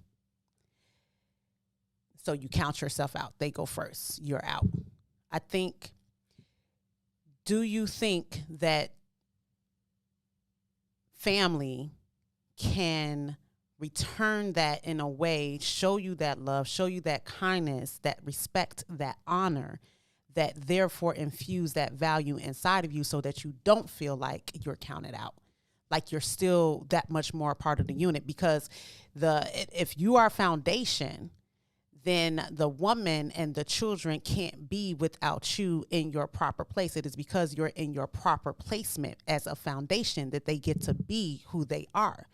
And with loving and honoring and respecting and considering you as that foundation, wouldn't you say that that gives back to you, and you don't necessarily have to be in a space where you feel all by yourself and that nobody get a damn? Isn't it a circle effect? Like, aren't we now glowing together? Like, if it was one big, like, you're not separate from the fact that you take care of them. It was because you take care of them that it comes back around. It's still one whole circle. Like, why are we living in a space where you're still separate? And is it possible that you've told yourself nobody gives a fuck, they're fine, and everybody's forgotten me? Like, is it a play? Like, what can it ain't a told shit. It is what it is. It's tangible. It is what it is. So you're saying that that's just what it is. Like, the woman and the children forget about Pops, and Pops is still on his own even though he's taking care of shit? It is what the fuck it is. It's tangible, G. I'm telling you. So it's tangible. So what can and that's where my heartache is, right? Because if your foundation and foundation feels separate, you like the tree. The vine is connected to the trees. The vines is bearing fruit. If you feel disconnected, then we're all like falling. Like the mere fact, like you can be in a home and not be in a home. And how is that okay? There's an expectation for men to be okay. There's just an expectation for men to be okay, and it's put in you from the soon as you fucking get here, right? I'm talking about as soon as you I won't even say as soon as you get here. For men to be okay, you said? There's an expectation for men to get here, and that is placed upon you. I won't say as soon as you get here. I'll say as soon as you can walk. As soon as a boy can walk, he begins to understand that the expectation is that you will be okay, right? You will figure this shit out, and you will be okay. Little boy walks in this motherfucking room right now and trips and falls in that fucking corner, I'd be like, bro, get up, right? If a little girl walks in this room right now, trips and falls in that corner, all three of us are going to break our neck to go over there and pick her ass up. Why wouldn't you go and... Doesn't matter why. I'm telling you what it is, all right? I'm just telling you that the expectation is that boys that turn into men will be okay. Whereas for girls, they learn early that they're supposed to be, not that they always are, but most girls learn early that they're supposed to be supported, right, in certain ways. Boys are taught the exact opposite. Right? Why nobody's are we coming to teaching pick you boys the exact You're asking opposite? me why, like I created it. I'm telling you what it is. Okay? This is conversation, like... I know. I don't know why. I'm telling you what it is, right? Do you think that needs to change? You kept hearing Toussaint say, it is what it is. Do you and think you're like, why? Do you think it needs to change? Do you think that do you think another man needs to extend his hand to that young boy instead of just telling him, get up, actually go over there and help him up? Do you think that cripples him? Like, do you think that... What it does is prepares him for the world that we inherit, okay? You're trying to prepare him for the world, the environment that he just inherited. And so we can sit here and say, why is it that way? Should it be this way? The fact of the matter is, the world is this way, and you prepare boys to conquer the environment that they just inherited. And the environment that they just inherited does not make space for his ass to sit on that fucking ground and cry and boo-hoo. Get up. Because nobody gives a shit. Get up, dust that shit off, and go ahead about your business. That is the expectation for men. And it is placed on us as early as we can walk. Before we can walk, I'll say that people trying to kind of treat babies the same. You pick up the boy, you pick up the girl, you change them, you clean them, you goo, gaga, same shit. But the minute we can walk, that expectation becomes clear that boys are expected to be okay. And it's not the same. This is my question for you guys. Do you think that's helping us or hurting us as of now? I think it is what it is, right? But do you think it helps or do you think it hurts us? I'm answering you, but I think in order to change that design, you have to change the entirety of the design. You understand? So because we operate in a paradigm that is transactional, right, where the role and the responsibility of the man is to protect and provide, then there is no one else to protect and provide for him, and that's just the design that we inherited. Other men? No. Okay. That's just the design that we inherited. You know what I mean? But at the same time, the very nature of humanity, like I said, I was seeking for that same kind of emotional bonding when my old man died. I was legitimately seeking that shit, right? Didn't even realize how much I valued it till I ain't have it no more. You know what I mean? And I only got it from one person, period. You know what I mean? So the design has to change, but that gets away from what we deal in. You know what I mean? That'll have to be back to some spiritual shit where all humanity is valuable, where all people is valuable, where the very nature isn't predatory. And the very nature of our experience is predatory. And as a black man, being at the bottom of every metric, then you most likely are the prey and not the predator. For women, for other black men, for white men, you're the prey. So you're always on the defensive, or, you're always operating from this kind of post-traumatic stress kind of space and place. It just is what it is, right? When I first went to college, man, everybody speaks to you. You know what I'm saying? Everybody speaks. All the black people speak. Like, hey, man, how you doing? And for like the first week, I was like, man, what the fuck these motherfuckers keep speaking to me? You know what I mean? Because the very nature of my understanding is like, this ain't that. Right. Don't speak to me. We ain't on that. You know what I mean? Because I had not operated in that space of purity. If nothing, they're just saying hello. And this is what I'm saying. Like you are raised this way, and then you go out into the world, and it's like you can't even receive love if it was thrown your way. You can't even receive kindness if it was thrown your way. You won't even know how to. Yeah, but that is the narrative, though, right? I got love in the house, but the very narrative of your existence is predatory. It wasn't like they were teaching me in my house to not speak to people. That's not what was being taught in my house. But when people speak to you out, okay. And, I saw a comment that I think Boosie said it, that, mothers are, I'm not quoting her, but for lack of a better term, like softer on their sons, and fathers are softer on their daughters. And I understand that narrative. I get it. I was raised in a household with only my mother, right? And my brother and I, while she, to this day, like my mama, she calls us baby and this and that. And like she's very, very mothering and nurturing that way. But it that did nothing for the expectation that you need to be okay, right? Like you're gonna be okay. Like get up, go to school. You ain't fucking sick. You know what I'm saying? That shit's gonna be fine. My brother had a broke wrist for like 2 days. My mom was like, "You're gonna be fine. Stop fucking crying, making all that noise, right?" Because you're trying to prepare boys for the environment that they just inherited. And again, G, it ain't about how much do I want to pour into them and love. It's about the world, right? And so I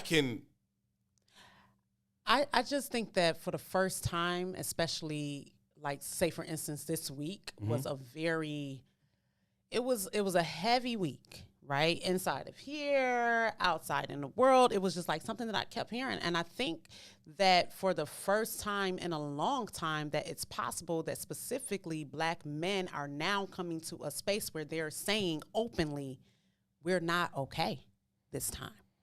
We're not okay. I mean, think about it from this standpoint, though, right? I'm hearing that black men are saying we're not okay. I want you to think about it from this standpoint. The very nature of masculinity is to be a protective force, right? Now, you put it in perspective, black American men, a protective force.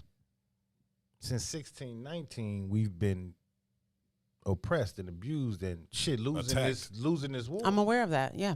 right? Losing this war, right? Now, let's put some more shit in perspective. Up until about 1965, me and you was in the same boat, right? You was fucked up, I was fucked up, we was fucked up, right? It was. Now the game has changed, right? Now part of that oppression is leveraging. I heard Maze talking about this before I came in here. Is leveraging the sisters in our community because they're leveraging their power in our community too against us. They're wielding it against us. So now it ain't us. Right, now it's and that's why I want to go ahead and just say, let's not do that because y'all got women that's about y'all for real. Listen, but we can't discuss individual relationships in the same way that we could talk about social narratives, right? Because it's not the same thing. I got you. Right? So when I can tell you flat out, I just saw a video of a woman saying, I don't deal with nobody who don't make double what I make, right? Who the fuck you think she talking to? You understand what I'm saying? Because the only motherfucker who don't make double what she make is us on that proper polarity paradigm. Because we know the data. You understand what I'm saying? So her value becomes in everything that we aren't. So you might have individual cases. I'm not knocking that. And I think when you get to the core of our relating, we don't have it. So if you want to be with a nigga, you're going to be with a nigga who don't have it at our core. You know what I mean? But then you go into that shit begrudgingly because it disrupts the fantasy that you've created through Disney. Right. Of how shit's supposed to be. Right. Right? So somebody said this to me one day and I thought it was brilliant. Right? 1963. Your ass is a motherfucking cleaner and a cook in some white man house. That's where that's the highest level on the totem pole you could get to. Me, I was driving. Matter of fact, if I had the best job in our community, I was a goddamn Pullman porter. I could feed a hunky on a train. That's the best job that you could fucking have. Right? So you come home and now your wife didn't clean and cook for some fucking white family. You didn't pass out food to some white people on the train. Right? Your value ain't in them things. Your value is in each other and in what's happening in this household. Because we both ain't got shit outside this household. And we know our position. They got water fountains that say, nigga, don't you come over here. So you a nigga and I'm a nigga and we both know we niggas. Ain't no confusion here. So when we get home, we can value each other as humans and not niggas. Right? Today, though, look at the math, man. I just saw a document the other day. All this goddamn feminist shit that our sisters is attaching themselves to is insane. Because you beat us in every fucking metric. You make more money than this. All that, that's a lie. When you get to the day and they be like, black women make X, Y, Z. No, they comparing you to the white man's dollar, not the black man's dollar. You make more than black men. You do, right? You get educated at higher levels than black men. You do. You do. You're employed at higher levels than black men. You do. We are at the bottom of that metric. And it ain't because we ain't shit. It's because it is the design, right? And at 1963, we both started nigga water fountain and we knew that this was the design. Today, we don't have a nigga water fountain. You can't understand why the fuck I ain't winning. Because you winning in your mind. But you only winning above me. You ain't winning above another motherfucker in this game. But you don't pay attention to that part. You don't know that shit. And they didn't remove the nigga water fountains. So you come home and it ain't valuing each other's humanity. It's like, man, what the fuck? You still a Pullman porter? Right. Okay. Yeah. Yeah. That's why when but you still have dudes who play the game too, right? So when you ask me, what would I like a woman to see in me, right? That was interested in me. I listed those things, but it wasn't like, yo, I wanted to see that like I got a bag or whatever. Like, but you got a lot of dudes who would say that exact thing. I want to know I'm caked up. Like, even if you aren't, right? I want that to be the perception, right? Me, even if I am, I'm like, I don't value it like that. So I definitely don't want you to look at me and value it that way, right? Value me for who the fuck I am. Right. But and I think that's important. If you aren't meeting the social standard for what success is or what value looks like, then you don't have any value to another person, right? Your partner or anybody else. And so while you may be providing emotional stability and security and love and affection and attention and spirituality and all the shit to your partner, that ain't money, so I don't value you like that. You know what I'm saying? And even though they benefit from all those other things, right? They don't value it. They don't see it, and so they don't value it. And then when it's gone, then it's like, oh shit, you was doing this, that, and the third. You was providing this, that, and the third, right? But it's just not a thing. How do you show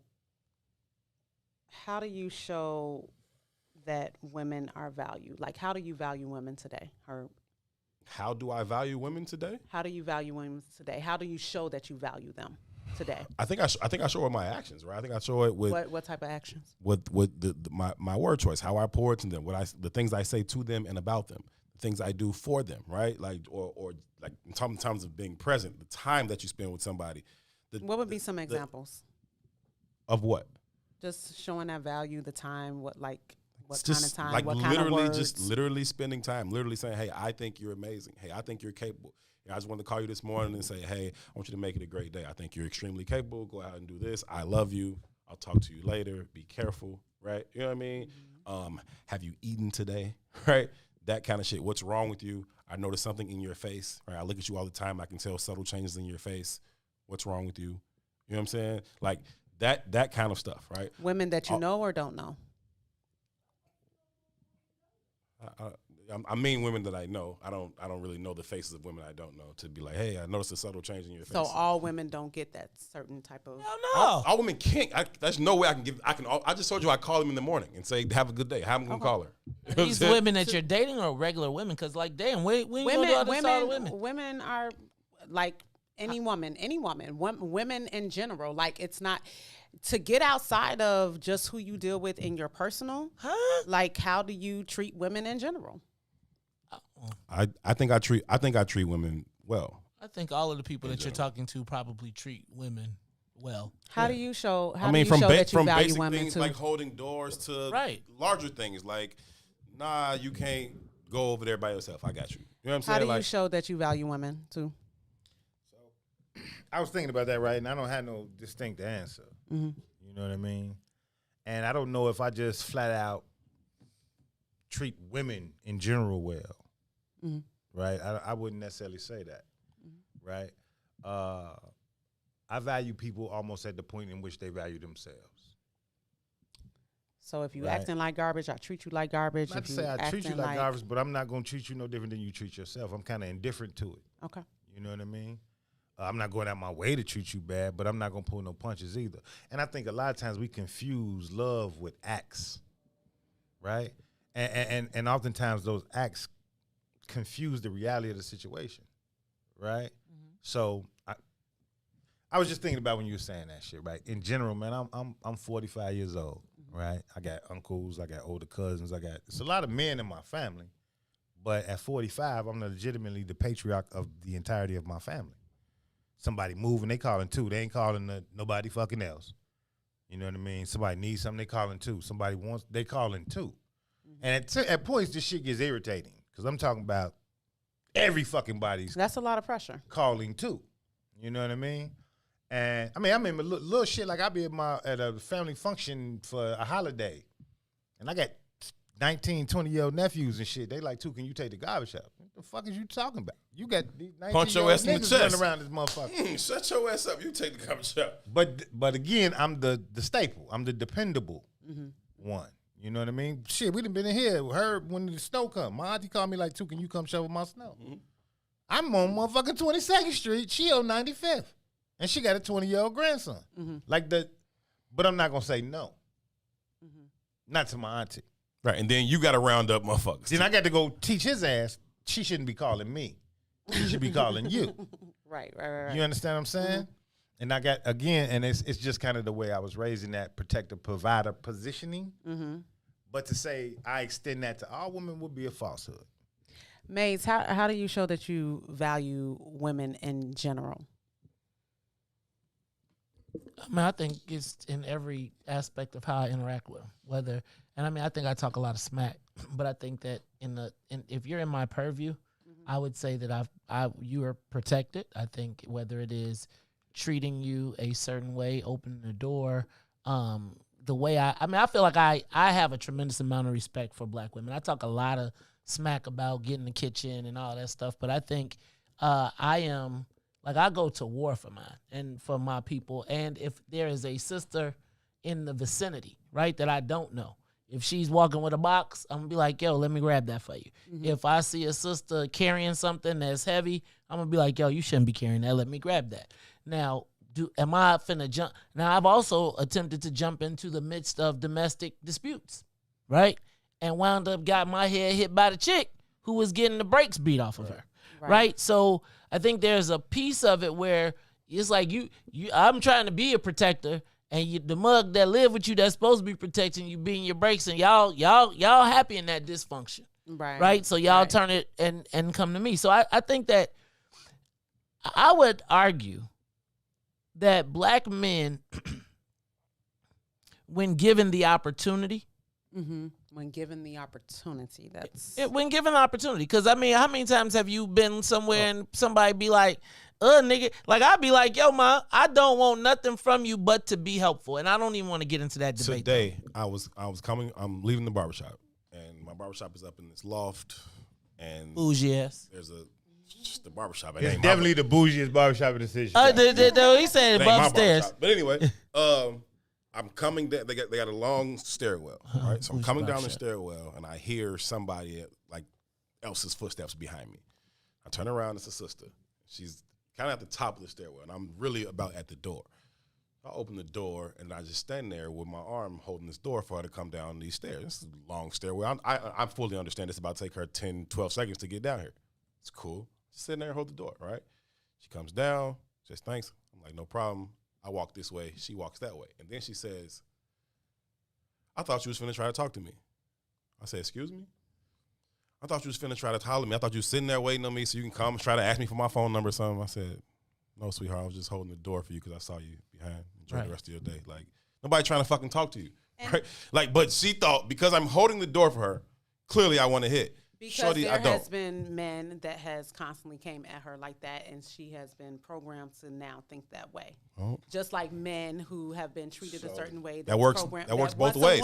Because what could happen is Herb could be like, okay, fuck it, I'm not holding the door for none of you bitches no more. Right. I could take that mentality. That's what I'm saying. It can work both ways. Right. So why you take you know what I'm saying? Like. It can work both ways. I think that here's something we pull grace from each other. We pull so much grace. Like we take one experience and turn it into another, and then we're out here just treating each other crazy. We pull grace from each other. But here's something too, and it's part of the design. It's not a blame women thing for me, or a blame man thing. But I'm just saying. Check this out, though. Right? I think it's the man and the woman that create the presence of God. Those energies create the presence of God. Right? Mm-hmm. As that bond gets diluted, what gets created, right? And we got to be honest, right? Because I broke down to how we're being leveraged, how sisters are being pushed to a certain level, while brothers are. We are the biggest threat to white supremacy. Please believe that. Yeah, you understand I agree with that wholeheartedly. And with that being said, then it's always part of the paradigm to keep a foot on our neck in any way possible, whatever way that is, whatever part of the design we got to leverage to get you there, we're gonna get you there, right? Whether it be impotence, whether it be losing the job, like they're gonna put you in that position. So. Think about the single mothers raising black boys who grow up looking like that man who in their mind abandoned them, right? This is an interesting paradigm in the sense that because I had a father, you understand what I'm saying? Like before I had children, like my father was the only father in my whole neighborhood. No bullshit, right? All my homies, my daddy was all them niggas' daddies. You know what I mean? All of them. And I used to think when I was short, like, damn, man, I couldn't imagine leaving my child because I had a daddy. This was natural to me. Right. And to see shit outside of it was a very interesting dynamic to me, right? I saw them fighting for trying to find a space in masculinity where it was kind of like a command for me because I was in it. Mm-hmm. You know what I mean? And I was like, man, I'd never leave my babies. I don't see how a nigga do that shit. You know what I mean? And that's trash. And I'm talking about young boys. I mean, these are my friends. These are my peers. And we would have open conversations about their struggles with that shit. I done seen 15-year-old men break down over not knowing who their daddy was, breaking down to another 15-year-old man, which is some rare shit. You don't see shit like that. You know what I mean? And then I had children. And I said, oh, this shit is clear to me. I see exactly how it can happen. I'm not being funny. But you don't understand the challenges of relating to a woman in general, just relating to a woman in that kind of a way. But secondly, when neither of us are coming from a healthy paradigm, it's one thing to say, this is what I'm standing on, but you're in a human dynamic. You understand what I'm saying? And you can't control what you standing on. I ain't never met a man in my life that said, I can't wait to abandon my child. I ain't never met that motherfucker. I know ain't shit ass niggas who love their children to death and they just can't find a way to make that work. But they love them babies. They just can't find a way to make it happen. And now, again, you attract what you are. I know some trash ass niggas too. You know, I know some trash ass niggas too. And and in the paradigm of American thought, they'd be considered trash ass niggas. But in the conversations, in the context that I have, and the understandings that I have, they want better shit, right? But how do you show up in the man polarity when you don't meet none of the when metrics? The expectation is that, right. When you don't meet none of the fucking metrics. So you might go into that house and then have to get belittled for 30 years and then your child looking at you like, this ain't what I want to be either. You ain't no man either. Well, you made that sacrifice just to be there. So it's a lot of dynamics at play here. And I'm not saying this is even a personal experience. This is me looking outside the paradigm, right? I had the blessing of having a daddy. You understand what I'm saying? I had that blessing. So it was normal for me to operate in this space, but it was also interesting for me to look at the differences outside the space. Right? And today what I see, and I'm not saying it don't happen to girls because I can't speak to that.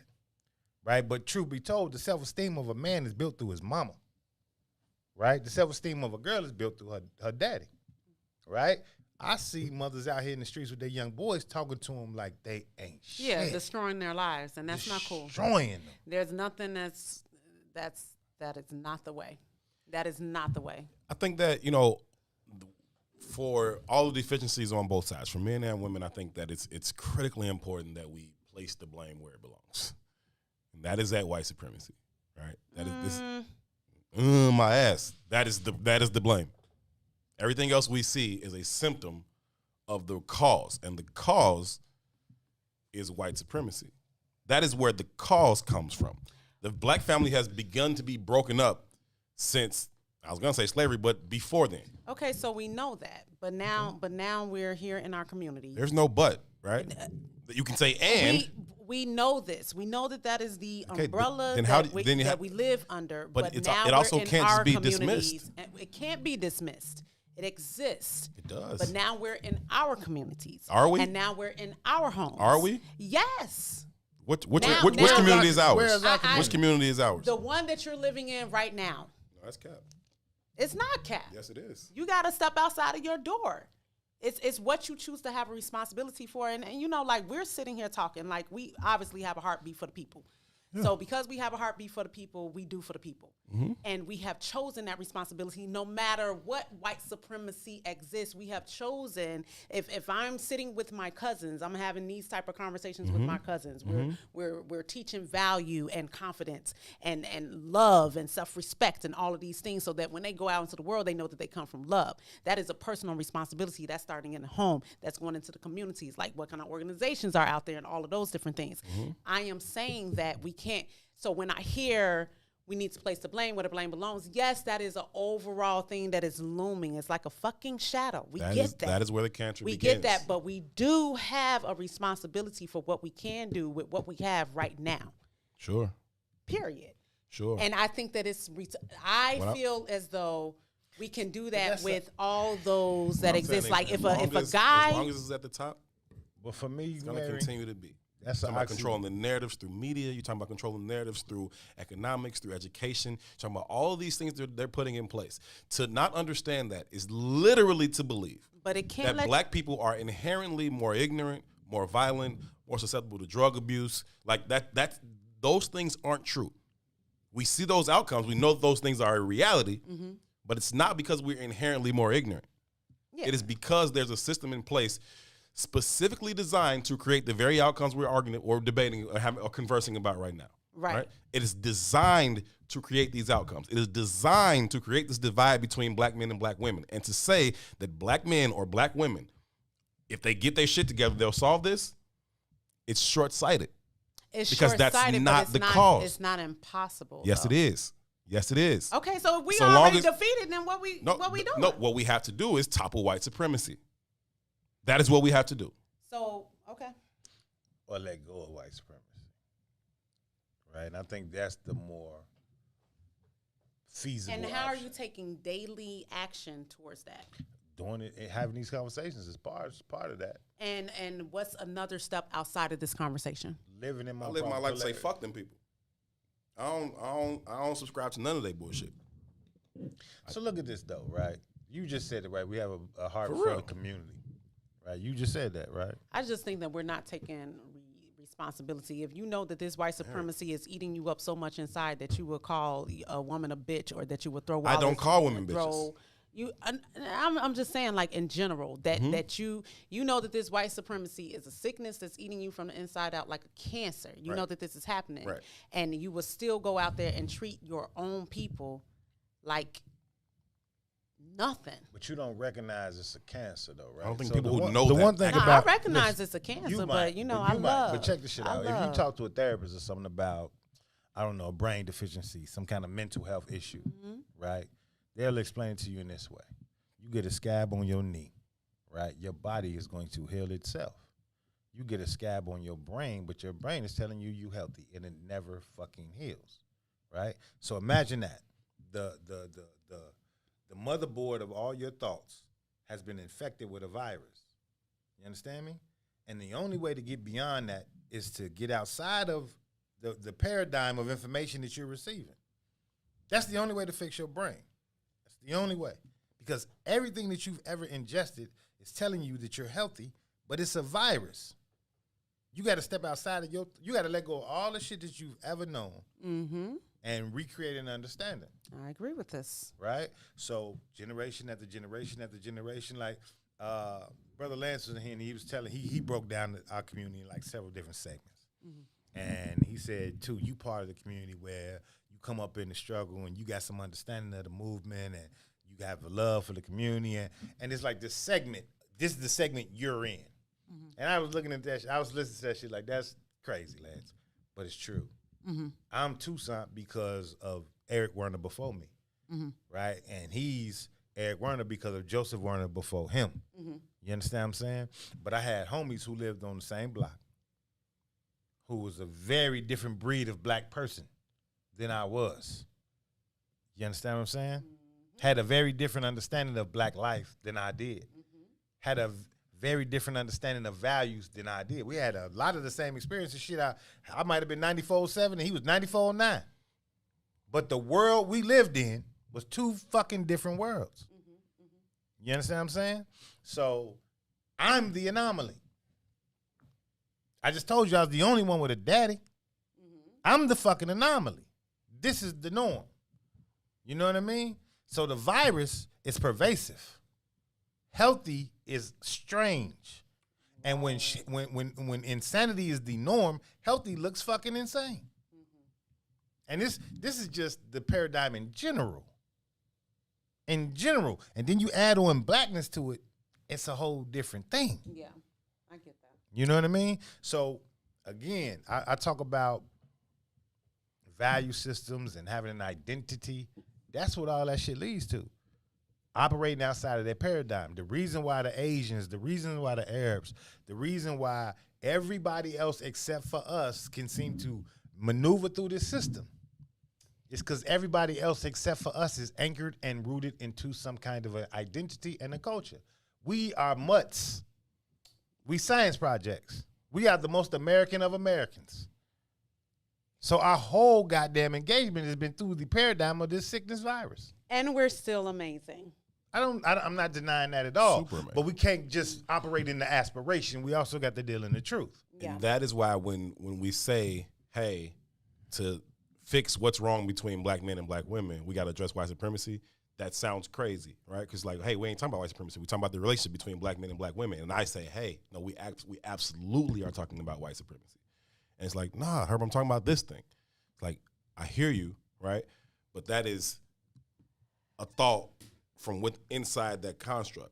And you get outside of the construct, it's like, yeah, I see that. I understand what we're talking about. Yes. But causing that is this other thing, right? And so that is why every single day on this show, we say it. until you fully understand white supremacy. Know exactly what it is and exactly how it works. Mm-hmm. Everything else you think you know will only confuse you because we're talking about treating symptoms and not treating the cause. Yeah. I just challenged that when we go into the world this weekend. Mm-hmm. I was just challenged that when we go into the world this weekend, that we think about our actions and taking actions in a way that we deal with one another and our environment. Ask yourself if you are infected. We're all infected. We all are, right? And I love people.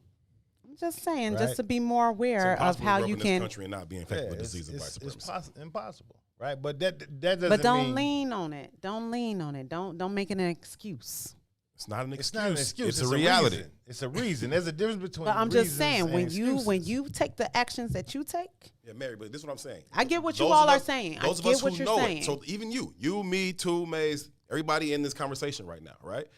Those of us who understand that, we operate differently because we understand that. And so, I'm not finna go out and mistreat no motherfucking body, right? Mm-hmm. I understand it, but most people don't. And so to be like, hey, stop acting like that, when they don't even understand why they're acting like that, it's not a real thing for them yet, G. It's not a real thing for them yet. Boosie says, how do we fix it in this paradigm? Because we have to fix it. We have to create an identity, right? And that's how we fix it. That's it, right? So again, we making jokes and shit. Take back the media. I just came in here 5 minutes ago. Was like, man, I've been saying fuck the barbershop. We laughing, but this is how fucking serious this is. We laughing at that simple ass statement. Mm-hmm. Yeah. What the fuck my hair look like got to do with my level of intellect or my skill set? Right. It ain't got the shit to do with it. But that's how you been evaluated. But I know goddamn well I'm threatening to the money source. Yes. And the definitive of protecting and providing is about the fucking money source. Yes. Now I got a choice to make. Be me or get to the money. It's a fucked up decision to have to make that we make every day. Listen, 2 things, man. 1, happy birthday to me. Salute, my G. Happy birthday to me. 2, rest in power to DMX. I didn't have a whole lot to say about it, so I didn't make it a topic. Hey, Christy sent me a video, man. You want to leave out with that joint rocking, a DMX video? No? It's a private video. It ain't no public. No, he's got curfew. Just saying, as long as it ain't gonna get us banned, then let's do it. But let's do it now. It's curfew for him, man. You know, Madam President is like sitting at the. You're right. Madam President was like, "You left out this bug at 4:30. Let's do it. If you want to show it, let's go." She's on the porch with the belt. It's Friday. I'm dying. My sister says happy birthday. Thank you. What's your sister's name again? She was really cool. I like Adrena. Hey, Drina. Do I have your computer, daughter? I do have your computer, daughter. Hey, you know what? We might have to scratch that because I can't find it. All right, we'll do it later. Don't worry about it. We'll do it. We'll do it later. Shout out to Christy Love. She sent us that video. It was a video of DMX from one of his last times here in Chicago. He was performing at the Chicago Theater, and he was expressing a great deal of love and gratitude for the city of Chicago. DMX, the city of Chicago sends that back to you, man. Thank you for a job well done and a race that was well run, brother. Through all the challenges, you tried to be an inspiration and uplift to so many people. Ultimately, his disease got the best of him. That is sad. It is unfortunate. We lift you up. We'll always keep you lifted up, man. Absolute legend. We love you. Rest in power to DMX. 4, Mace Jackson, Mary Q. Angel. Play it out, Mace. It's 2 minutes, G. I got it. You got it now? Rewind.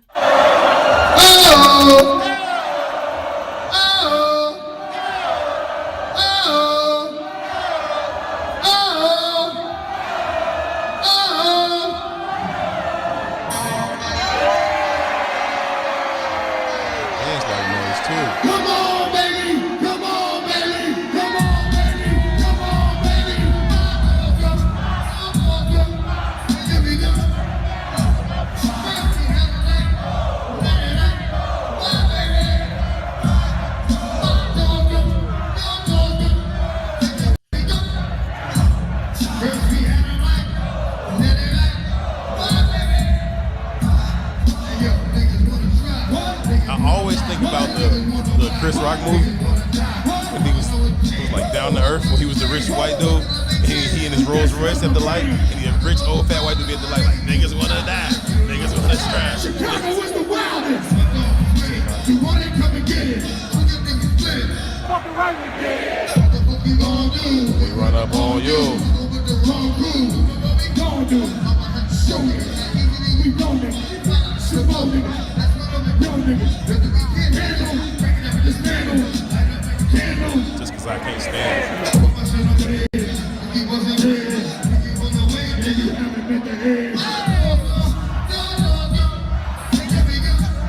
Open up shop.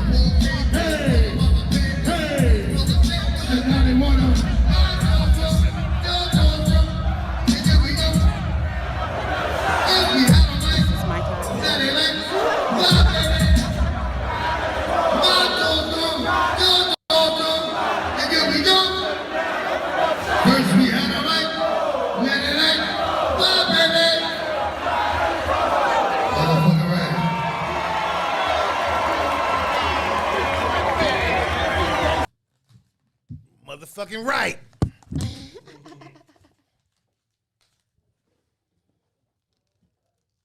Hey man, thank y'all so very, very much for tuning in to this Friday edition of I Said What I Said. Mary, thanks for being here as always on a Friday. We appreciate you. Thank y'all so very, very much. We'll be back here on Monday. Y'all enjoy y'all weekend. I will certainly be enjoying mine, but y'all hang out here on the network tonight. Chris the Critic is at 8 o'clock. Chris the Critic is at 8 o'clock. And then Magda comes on Unloaded and Uncovered at 9 o'clock. We'll be here on the network this evening, man. Y'all have a great, great evening. Be good to each other. Peace. Yeah.